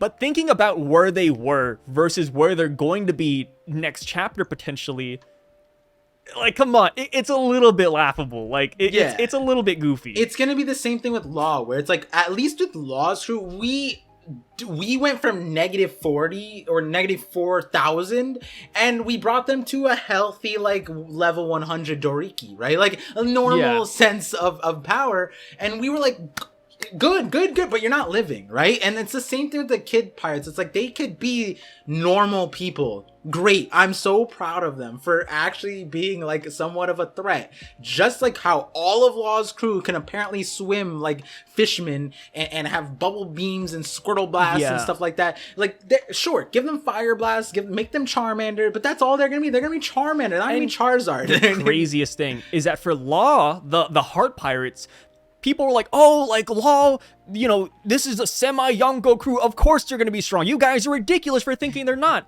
But here's the thing. They never show out. Wano, they were literally background characters. But here's the thing. For the Heart Pirates, at least they had the caveat of them saying, oh, we fight in the water. Onigashima was in the sky. You know what? Fair. They could not do anything because they were landlocked. Yeah. But what excuse could the Kid Pirates have? These guys aren't, I mean, at least to my knowledge, I don't think they're going to be like swimmers. They're not going to go in the water and be like, oh, this is the reason Heat and Wire weren't on the rooftop. And then they start shooting water. Like, unless you're telling me that's how it's going to go, like, I have no clue. Like, Heat and Wire, like, these guys didn't do anything up there. No. They were fighting like random Smile Beast Pirate users, This is the right? play. They're all low-key minks, and they're like, our territory is the jungle, and we have the Atom Tree here, and they just like get scaled crazily because of there's trees. There were no trees on Onigashima, like. That's the crazy dude. Yeah, like, Oda's gonna have to say something about that. Like imagine we get the matchup, like Ben Beckman's coming to shoot Kid, and then his bullet gets deflected, and then here comes Wire, and he's like, like, I didn't get to use this ability on Onigashima because the Straw Hats were taking the stage. I was just relaxing. I had a stomachache that day. Like, they're gonna have to explain, like, oh, and then all of a sudden Heat comes out, and, you know, Shanks has Griffith, and then all of a sudden, or Griffin, and it's on fire, and then freaking Heat just blows it out with his fire, and he's like, like, I wasn't fighting the Tobi-Roppo because they beat me to it. In order to spit fire, he needs to have like IBS, and he needs to like eat food. But the problem was there was no food on Wano. That's no why they food. couldn't No, there was food, which is the worst part because there was a feast. Onigashima was a festival. Zoro and Luffy ate there before they fought. The funny thing is, right, like, you know how with the Heart Pirates, people prior were just like, and this is the funniest thing to me, like, at least you would think, because Law's a doctor, that their crew would be like nurses or medical professionals, but then when like Luffy was like dying, both in the manga and the anime, they had no idea what to do. They didn't know how to do CPR on the dude. Like, they just like looked at him like, obviously it's anime, but like, how much more could you add to this scene? But just go watch it and just look how comical it is. It's all standing out in like a medical facility. They needed Law. Like, Law was the only one who could really do anything. He was the only surgeon on the crew, despite them being a doctor-based crew. Yeah, like, everybody's CPR certified, or, you know, at least know sort of what to do, or the Heimlich minimum. Like, come on, right? The point being is, like, I would have loved it actually, if the Kid Pirates were like mechanics, but instead of mechanics, they were like deconstructors. And so, like, you know, like Frankie, a better Frankie family. Yeah, like, oh yeah, Frankie family was technically that, where they would dismantle they're things. dismantlers. And then that would help Kid collecting, because that's what he said, like, oh, when he finally got the roof, I finally collected all the metal throughout the thing. And it's like, you just see his crew in the back just that would be kind of funny. See, I am down with that. I do believe that we're gonna see these random characters like House Pompo, Papa, Don't tell me these are Kid Emma, Pirate names. These are Kid Pirate names? Disc J, Corpo, Mao, Quincy, Jaguar. Like, all of these dudes are going to show out, right? But it's a question of how well. And I think it's going to be pretty decent. But if they show out really hard, like, if these guys are destroying Red Hair Fleet members, if they're taking down ships, taking down giants, we're going to have some explaining to do on Wano. Like, what were these dudes doing? 300 years of what living were for these guys what? doing here?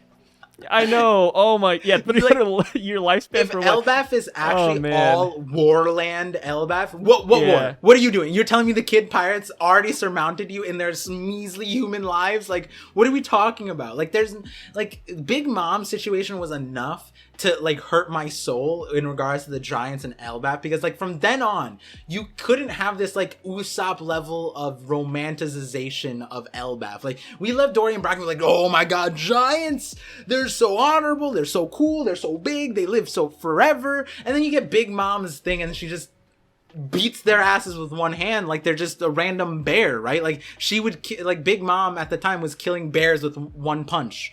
She was One Punch Man. She one punched all of the giants too, and this giant is like 350. And those are grown giants. Like 400. Big Mom genocided like a whole village of giants, and she's a 5-year-old kid. If it was current day Big Mom, understandable. Sure. Yeah. Big Mom, you know, she has the hockey. You know, she's super strong. She has the devil fruit, whatever. But Big Mom as a kid, like, you know, like I don't want to be that guy, but giant stocks, kind of down there. Yeah. This chapter, when we get to Elbaf, it's gonna skyrocket. Like the Oda is gonna power scale these dudes to hell and back. Like, you can't tell me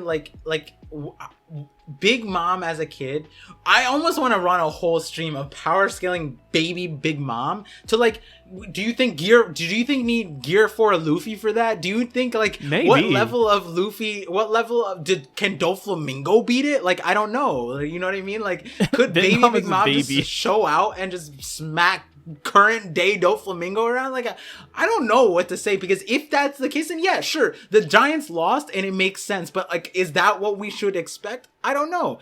Like, and in that regard, right, in terms of like what Oda has shown us, this situation right here confuses me even more, because when Oda did this, prior to after Wano and prior to all of Egghead and whatever, we get a kid's backstory. And oh no, yeah. And people ask me like, what do you think about this? Why do you? And it's like, obviously his importance lowered. Maybe kid's gonna have something very soon where we're gonna need this as backdrop.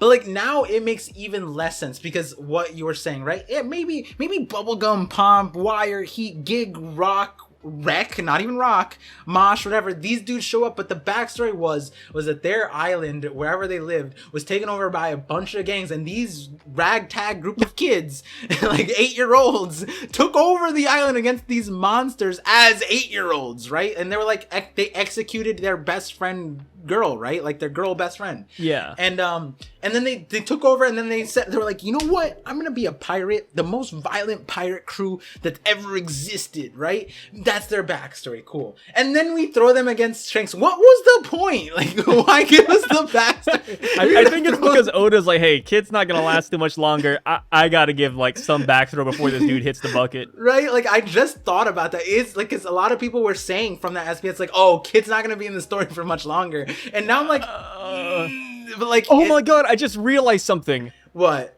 Earlier, I mentioned that, you know, Kid has the will of D and he might beat Shanks, who's a celestial or whatever, or might have celestial ties. I just realized I activated Gear 5th. Kid doesn't even have the D in his name. He does. Dude, Kid's situation is so bad. I actually just manifested headcanon that never existed. I was like, yeah, Kid's a D, right? And I just let it slide. It's not even real. You didn't stop me. You didn't even stop me. It sounded legit, huh? It sounded legit for a second, huh? Admit it. It sounded legit. Eustace D. Key. Like, oh, you know how people used to spell kid with 2 D's at the end? Yeah. Maybe that was the D. Oh man, I don't know. No, but, dude, his situation is so dire. Like, I created a devil fruit. I manifested this dream that Kid was a D. And the thing is, like, you gave it to him, and I still said no. Like, you give him all the plot armor, give him the D clan, give him like, give him the Sun God Nika fruit. Like, please. At least with Law, right? Law has the D clan plot armor. He has the water plot armor, the secret name. He has the Opie no Mi plot armor. He has so much plot armor. He has the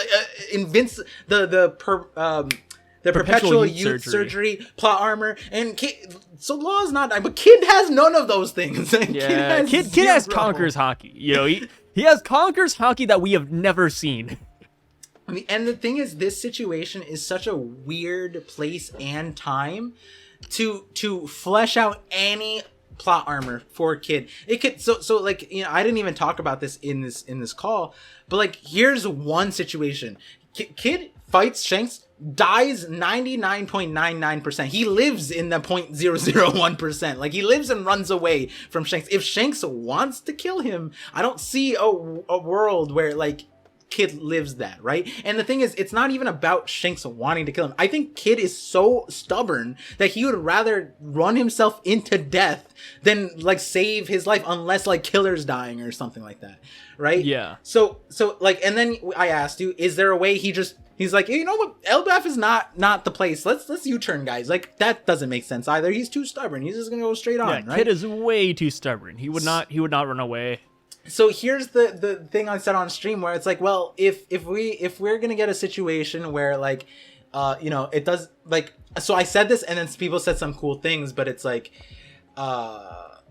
essentially there is another route, though it's not the people's favorite. I said one way and people added to other things and they kind of started seeing it and liking it. I was saying the route that Kid lives is, hey, Shanks, could I just not die and like we could share the poneglyph and I just underneath your fleet? Like, that's a way. Like, people have done that. Ace did that with Whitebeard. No, if he's not joining the Beast Pirates, he's not joining the Shanks, the red hair pirates. No way. I get that, but it's like there could be a circumstances where it's like, whether, I don't know, people were saying force a Davy backflame. I don't like that, but it's like, I don't know, if Kid wants to make to the end and he's, I don't know, I was saying like that, but then here's where people took it, is like, well, if the parallel plays out, then that would mean like Law joined Blackbeard and he's a 10th Titanic captain. I'm like, I don't know, but again, I think the 10th Titanic captain's already foreshadowed. Yeah. So it can't be anybody new. So and so my point with that is, when I said that on stream, I understood how crazy that sounds, but the problem is, in order to find ways for Kid to be alive, there's not that many options. There's given the one current thing I heard that sounds plausible. It's somebody left a comment in the previous video. They said, hey, what if Kid actually survives this because Loki stops the fight? What if like somebody on Elbaf is like, hey, stop the fight? But then again, you have to remember, Elbaf, warrior race, I don't think they'd stop the fight. I don't think they'd ring that bell. Yeah, like, I don't know. there has to be some plot armor that's introduced. Like, there's got to be something Loki's there that like, saves oh, that's Kid. my brother. Like, Yeah. Oh, what? Well, I don't know. I was about to say, what if Saul stops the fight? And Saul's like, hey, like, because we know Kid knows about the man marked by flames. What if they have like some deep connection, and then Saul's like, Shanks, don't kill him. I know this man. I gotta give him the poneglyphs. This man needs to go to Laugh Tale. Shanks, when hear you me said out. That, I dead ass was like, Saul comes out, it's like, we redheads need to stick together. You know, this final panel of like Shanks and Kid, I never really noticed how many similarities they have. Like the scar, the hair, the arm. Mm-hmm. Like, it's kind of crazy. I mean, I always knew that they were a little bit similar, but now like putting them close up to each other, it's like, damn. Like, yeah, they are kind of close. Maybe Kid will mellow out in the future and it'll become the next Shanks. You know, I think a question we have to ask ourselves, why would Oda, you know, it could have, the red-haired pirates, there's only one red, it's the red hair pirates, right? Not red hair pirate. Yeah, and so it's like, hold on, let me just double check what the full red hair pirates, right? Yeah. Yeah. And it's red-haired Shanks.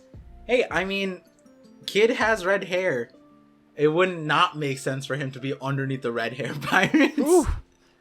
Yeah, I mean, you're not wrong.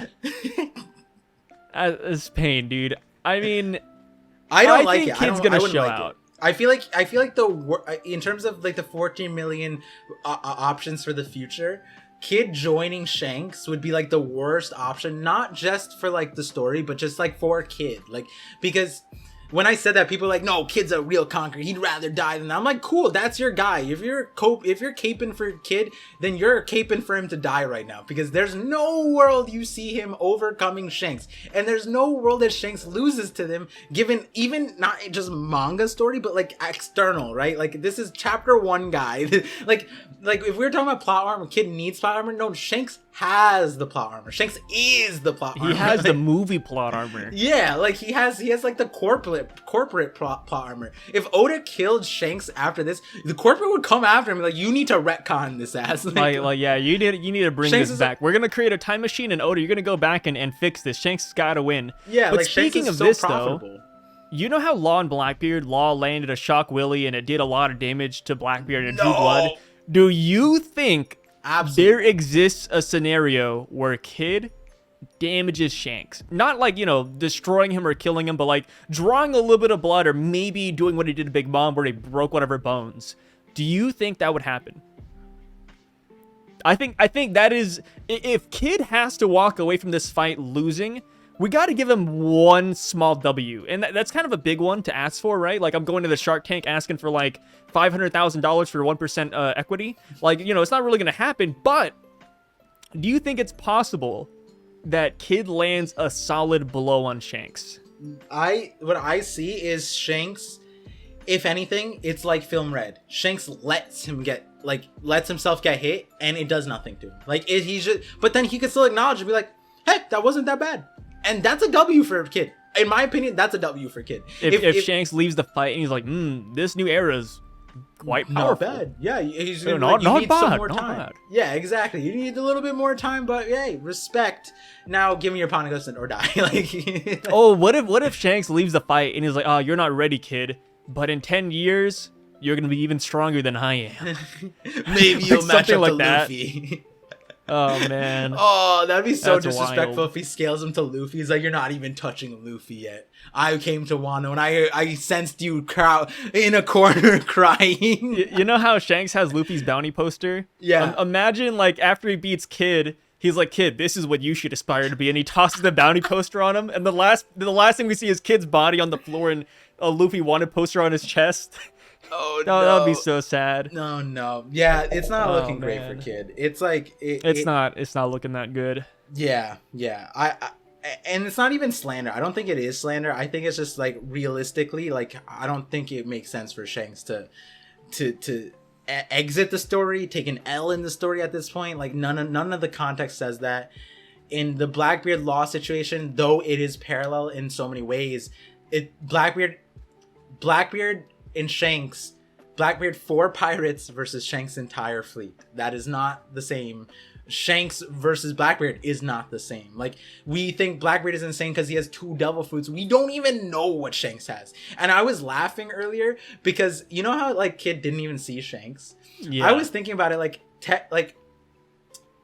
yes, it's known that Shanks has 1 arm. Like, Whitebeard's like, oh, I was wondering who took your arm. But it's not like Shanks walks around with his cape out and people don't, like, see, like, the arm. Even at Marineford, it was just the one thing. But you didn't really see the no arm, like, the nub, right? So it's like, how crazy would it be if, like, Kid landed a crazy hit and it was at the arm, and then Shanks is like, what arm? Kid's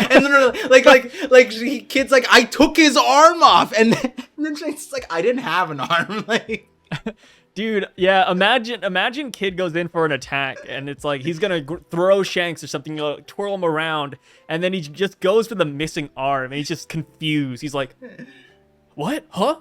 I'm not grabbing it. Like if like Chopper and like those memes that Chopper and Usopp like on Kid's crew, they're like, did he just grab him so hard he ripped off his arm? And then like that like the popping eye freak out thing. But then Kid's like no, I mean Shanks is like, no, I just didn't. Yeah, there was no arm there. amputee, come on. Yeah, come on. Dang. I thought you would respect. Come on, Kid. I thought you want man to man, and you wouldn't go for my weak spot. Like, what if Kid starts slinging the insults though? You know how Blackbeard saw Shanks and he was like, "Hey Shanks, how's that scar treating you?" Or like he said something like, "Oh, that scar looks good on you." Imagine Kid like looks at his arm because he has like a whole replacement, and he looks at Shanks like, that one arm looks good on you, Shanks. Just starts memeing on him because he can't create another arm like he can. And then Shanks says, I don't need an arm, looks at him, and then Kid loses the ability to maintain his magnetism and his arm falls off. That's what's gonna happen. Like, you know, Aramaki went back into his like base form. Shanks just like, if Kid ever said that, Shanks cancellation hockey on him. Yeah, and then Kid's just like, oh, and then his arm just falls off. Oh, and then Killer's just like, what, why is it wet down here? And then he like slowly looks up at Kid. He's like, Kid, did you piss your pants? Like, oh my goodness, no. See, I believe in Kid. I think the homeboy Kid's gonna pull out. The homeboy. Homeboy. Hey, I'm all for Kid being cool. Hey, I predicted that he'd have a railgun many chapters ahead because I wanted Kid to be great. Make Kid great. make Kid great again. You know what? I'm all for it. But the thing is, I was like, yeah. The thing is, right? Everybody in the community knew Shanks is tied to Elbaf, right? Yeah. Everybody knew. When I asked this at the Reverie, I asked this many times. Do you think Kid's gonna show up at Elbaf? And they're like, yeah. He's gonna slam all the giants. He's gonna take all their weapons. He has a magnetism. They're gonna have Mjolnir and rip it out. And then it's like, cool. And then Otis is like, and then we all forgot Shanks is here. And it's like, what were you saying again? Like, I because hidden on the thing, he did the best job of defending Kid, and his thing was like, hey, I believe in Oda to give Kid a chance on Elbaf and blah blah. And that was my main question. Do you think we're gonna see a new version of Kid? Is Kid gonna turn around the thing? And I was saying, like, or are we going to see more of the same? And guess what was right? I think we're seeing more of the same. There's no way. Not even in people's fantasies did they see, they repressed the memories of Shanks being on Elbaf, possibly. Yeah. And they were just like, yeah, Kid's going to take over Elbaf. And then that's when what Luffy I was thinking shows too, up, man. In my mind, I was like, oh, shit. Like, Kid is either going to take over Elbaf, or he's gonna like have an alliance with the giants. But yeah. I mean, Shanks is, he's the freaking Cerberus over here keeping guard. Yeah, not even keeping guard. No. He's just stopped by to say hi to friends. He was about to leave, bro. Like he said, he's like, man, I was about to depart. I was about to head out. I got things to do. But I mean, I guess Kid's here. I guess we'll fight him real quick. But here's the thing too, that I think is kind of funny, is that with Kid coming here, right? Kid just on a simple adventure. He's awakened. He has conquers. I was about to say the will of D, man. I almost like tripped up again. I think this is very much like a Luffy and Lucci situation. People looked at Lucci. They're like, yo, like Lucci isn't gonna do anything. And guess what? Lucci lost, right? Lucci lost, just like how Kid is gonna lose. But I do think Oda, if he's gonna send him out, he's gonna send him out in style. I really do think Kid's gonna do something crazy. Well, in your parallel, what is Lucci doing with Luffy right now? We don't talk about that. We don't talk about the team up. The team up is good for Lucci. I don't know. Kid's just too stubborn. He's a pirate captain. He would not be under that flag. Wouldn't a lot of people have said that with Lucci prior? He's CP0. He's too stubborn. He's a government dog, Gorsi dog. We were both on the boat that Lucci was gonna team up. Don't even. Yeah, but we were on that boat. Yeah, but we. Or at least not we. I can't even see this. I was spewing the crazy crap before it was even nearby that Lucci was gonna team up. I'm not gonna lie. I have to revisit the VOD from yesterday to understand where I was. Like, I have to look at my face and look me dead in the eyes to understand where the fuck. I like to imagine you go to the VOD and it's just you looking deadpan in the camera saying, "Kid's gonna win." No, like, imagine, do you think there's somebody out there who sees this final page and then, like, they read Kid and they see Shanks at the very end and, like, oh, no, like, this is the end of Shanks. Like, do you think anybody says that? Like, oh, man, I guess that's it for Shanks, man. Like, I guess we're not really going to see him shine. Oh, man. There's got to be at least one person who thinks that way, which, I mean, I don't blame him, right? Hey, because it's One Piece, things are crazy. Like you said, you gave Kid a 99.99% chance of losing, but there is that 0.01% chance where, the Scrub Daddy goes worldwide, international. It takes over the marketplace. Some of the people in the Shark Tank should have bought in. I didn't go as far as that. I said that 0.01%, 0.0001% is the survival. I didn't say the win. Like, you just came out breaking even with your stock investment. You didn't 10x shit here. I don't know if you can sell, if you're the wolf on Wall Street right now selling the kids stocks right now, the penny stocks, because that's where they're Nobody at right be now. buying it. Yeah, this is a penny stock. This isn't even a penny It's a stock, penny bro. stock. This is an Indonesian rupee stock, bro. This is like this is crazy.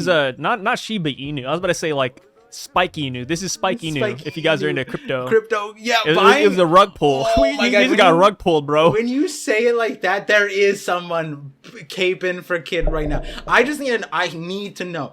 Are you in the community? And the thing is, it's not a proud thing to admit. I'm saying this outright, and if you still comment that you think that Shanks is dead from this last panel, hey, more power to you. Yeah, honestly, if you think Kid is gonna win, I will support you. Yeah, we're here. You know, I love the differing opinions, and if you really do believe that Kid's gonna win here and beat Shanks, you know what? I would love to see it. I would be your supporter, because we all see Shanks beating Kid, right? I don't think there's too many people, like you said, that see the opposite. But if the opposite were to happen, imagine how crazy and hype that would be. Yeah, and the thing is, you don't need a lot of money in the crypto thing to pay off, right? And me and Sai do have money in the crypto. Maybe not a lot, life savings worth, but Yikes. And the whole point being is, like, if you're that guy on Dogecoin, let us know. It's Shank coin. Let's call it, or the Kid coin. That's the stock, right? Kid coin versus red coin. Oh, you know what's gonna be so funny? Someone's gonna be like, they started Kid coin, like they started a crypto thing. I think there is a Kid coin and red coin already. Oh, but we need like the red haired kid, red Kid clan. Oh, there probably is. I think there's a One Piece coin too. Oh, One Piece. Oh, it's Oda. No, well, I mean, like, you could have like I could just hop on right now and make my own. One. So it's super easy.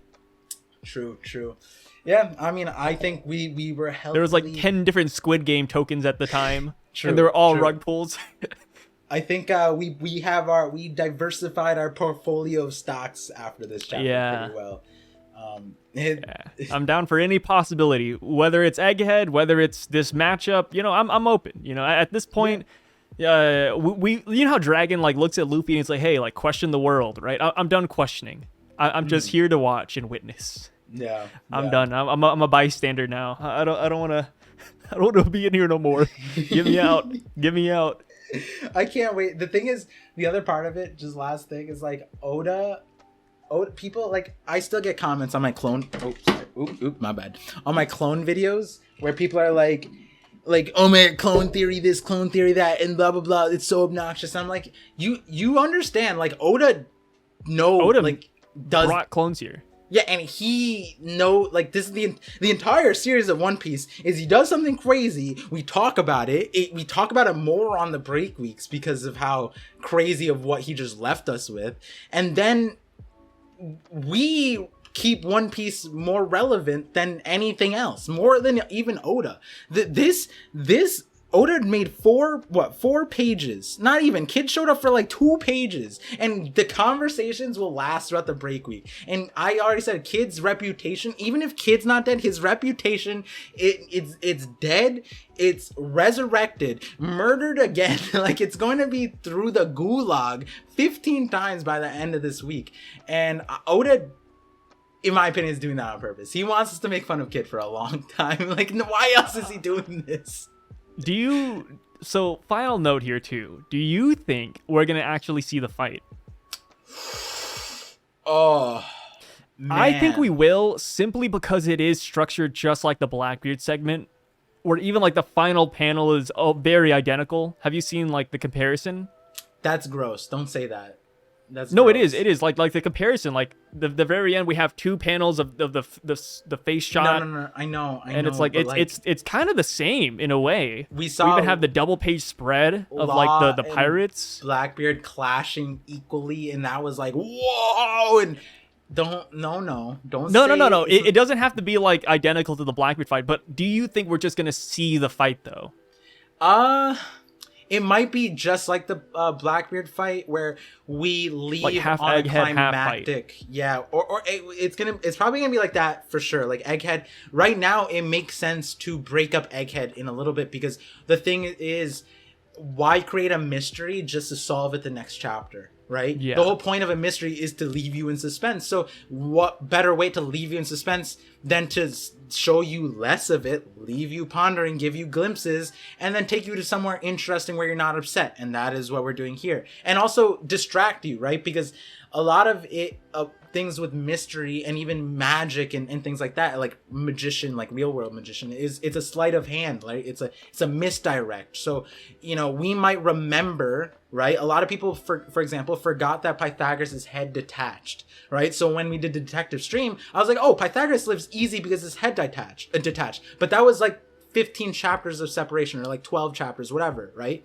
So if Pythagoras detached his head just the chapter before, then that Pythagoras, nobody would think he's dead. Oh, his head's gonna detach, right? And the same logic here, this mystery, this craziness is happening right now. Both of us said, like, wait, Vegapunk and the CP agents could have just told us who the person is. Because we're at that point in the story, it makes sense for Oda to just section off parts of Egghead, keep us in the loop, give us some details, but obviously blue ball us continuously. Yeah. And then I think the play is, see how far. I think the question isn't what happens with Kid, it's how far Kid goes. Because, like, again, Shanks is on the island, Kid's not on the island. How far does Kid go to get to Shanks? And the climax might be like, there's a bunch of fleets, right? There's a ship, right? We've seen Law on his ship. We've seen Law in his sauce. We've seen Law in the water. I don't think we've seen Kid on his ship. We don't know maybe he has something special on his ship, right? We could see all the fleets, the youngsters, right? Kid finally is like, you know what? I'm gonna pull out the railgun. Or on his ship, he has something crazier. He could wipe out the fleet that's in front of him, like however many ships there are. And that could be terrifying, right? That could be like, oh, damn, I didn't think he could just like wipe out like actual Shanks' fleet. Like that, hey, that's a W. I give that a W, right? But like, I don't know how far that W goes in terms of Shanks' part. And I don't know where the climax would be. With this too, so before he even fights Shanks, it looks like Rockstar is approaching them. As we see the Warland part, some guy slowly approaching us. That's probably Rockstar. So with that being the case, do you think Kid is going to kill the messenger? Or fight the messenger? Nah, they're all going to be like, us red-haired guys need to band together. No, I'm joking, but like, I like the Rockstar is crazy. You know what? Rockstar is crazy. He's a pre-time skip character that like told us like was crazy. Like he was Shanks's doppelganger technically. Like, yeah. And so like we don't even know how strong he is. Like maybe Kid. Wait a minute. Wait. Rockstar. Rocks. No, not that. Oh. His name, Rockstar, might be related to Kid and the Kid Pirates because they're all music related.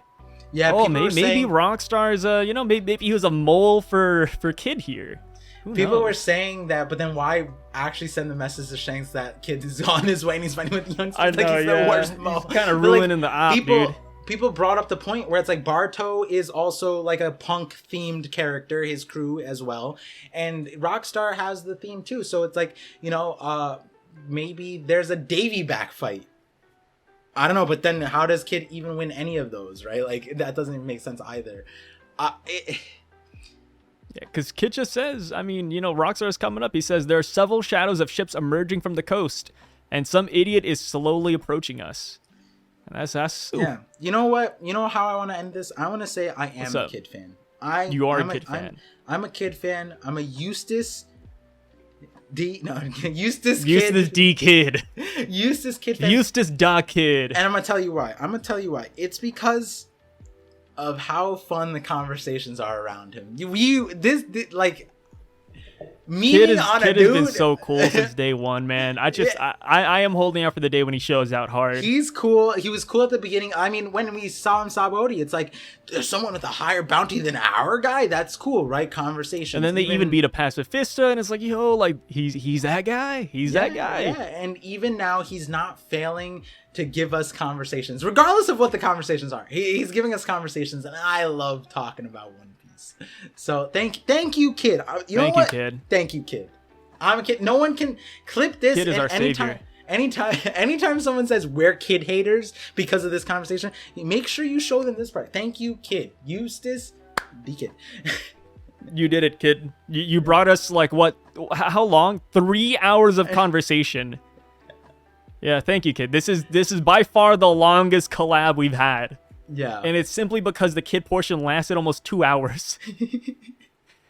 That is hilarious. Praise to the kid gods. Yeah. I would love to hear what you guys have to say about this. Like, how do you guys feel about Kid, man? Yeah. Like, do you think he has a chance? Do you think he's actually a D member? Like, my headcanon just manifested for some reason. Like, I had like a whole on like Mandala effect for a second. I was like, oh yeah, he's a D, of course, man. I am glad I didn't say that in my video. I think I almost said that in my review video too, that he was a D. Like, I don't know why, but like, just something in my brain is just like, oh yeah, Kid, yeah, of course. Let's give it to him. Will a D guy. Let's just give it. We should just give it to him. Honestly, give it to him. Like, he's an honorary D. You know, he doesn't have the initial. But he has the energy and the vibe. He has the D energy, right? He even has Conqueror's hockey. I mean, like, the guy, he's going places, man. Yeah. Like, he puts himself in D-Clan territory. Like, how many people left in the story aren't D-Clan? How about we ask that question? There's Monkey D. Luffy, who is important right now that isn't a D? Hey, if it parallels Law, I mean, technically, you know, Law's a D. Kid, if he's a parallel, I mean... Wait, you know what's actually the parallel, though? Oh, what's wait, up? hold on. If Marshall D teach, Trafalgar D water law, and if people are to assume that Shanks is a celestial, wouldn't that mean that Kid is a celestial? Oh yeah, we gotta have one celestial here. Luffy. Ooh, maybe D. I don't know. Oh wait, that'd be kind of sick.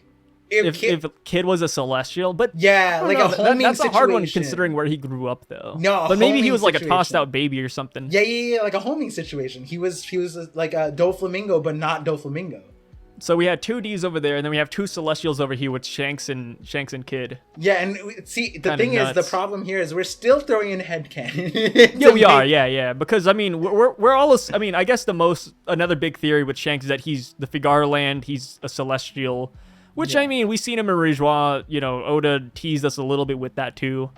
So it's less of a theory and more of like us waiting for confirmation for sure. Yeah. I'm still on the boat that he isn't, but then the Gorosei's conversation scene. I actually have a video coming out because I talked about Noland. One of my shorts just highlighted.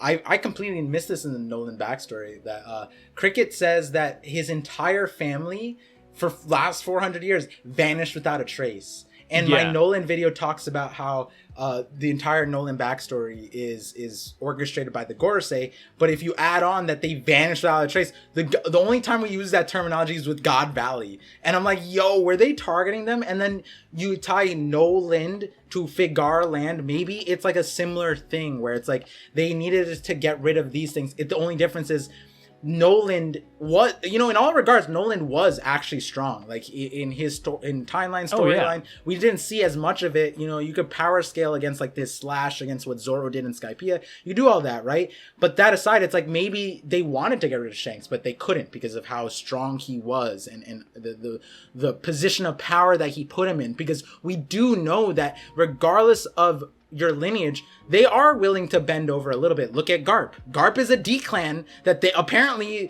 the Celestials hate, but because of his role in God Valley, they cannot remove him. And so there are situations where they will ignore lineage to a certain extent and just allow things to happen. And Shanks could be an example of that. Figar land and No land could be related to something outside of the Celestials.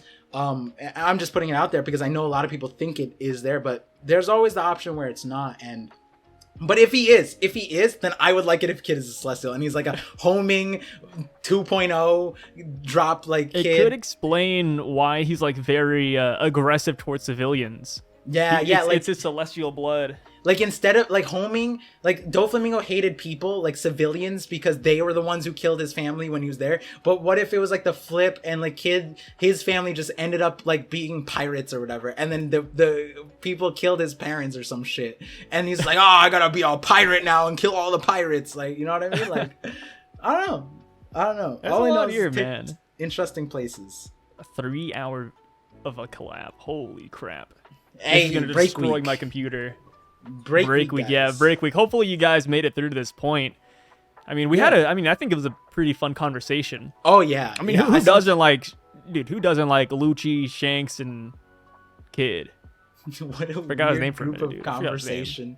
Yeah, if you guys made it to the end, let us know. But also, like, this is kind of like throughout the call I was like, damn, I'm extending this. Sai probably wants to go now, but we kept on going because we're recording earlier than usual, so we actually also have the time to talk more, which is literally just woke up when we started hitting record. Yeah, which is why, like, we're doing the podcast thing, because, you know, we talked 3 hours about One Piece. Imagine how much we talk about, like, other things. Imagine how long we talk about the Marianas Trench. Spoilers! No, I'm joking. Yeah, spoilers to next episode. But with that being said, hey, thank you guys for staying to this point. Par's links will be down below as always, and as well as a link to the 50/50 podcast on Par's VOD channel, which is where it'll be for the time being. And yeah, you guys have a great rest of your break week, and hopefully you made it here. See ya.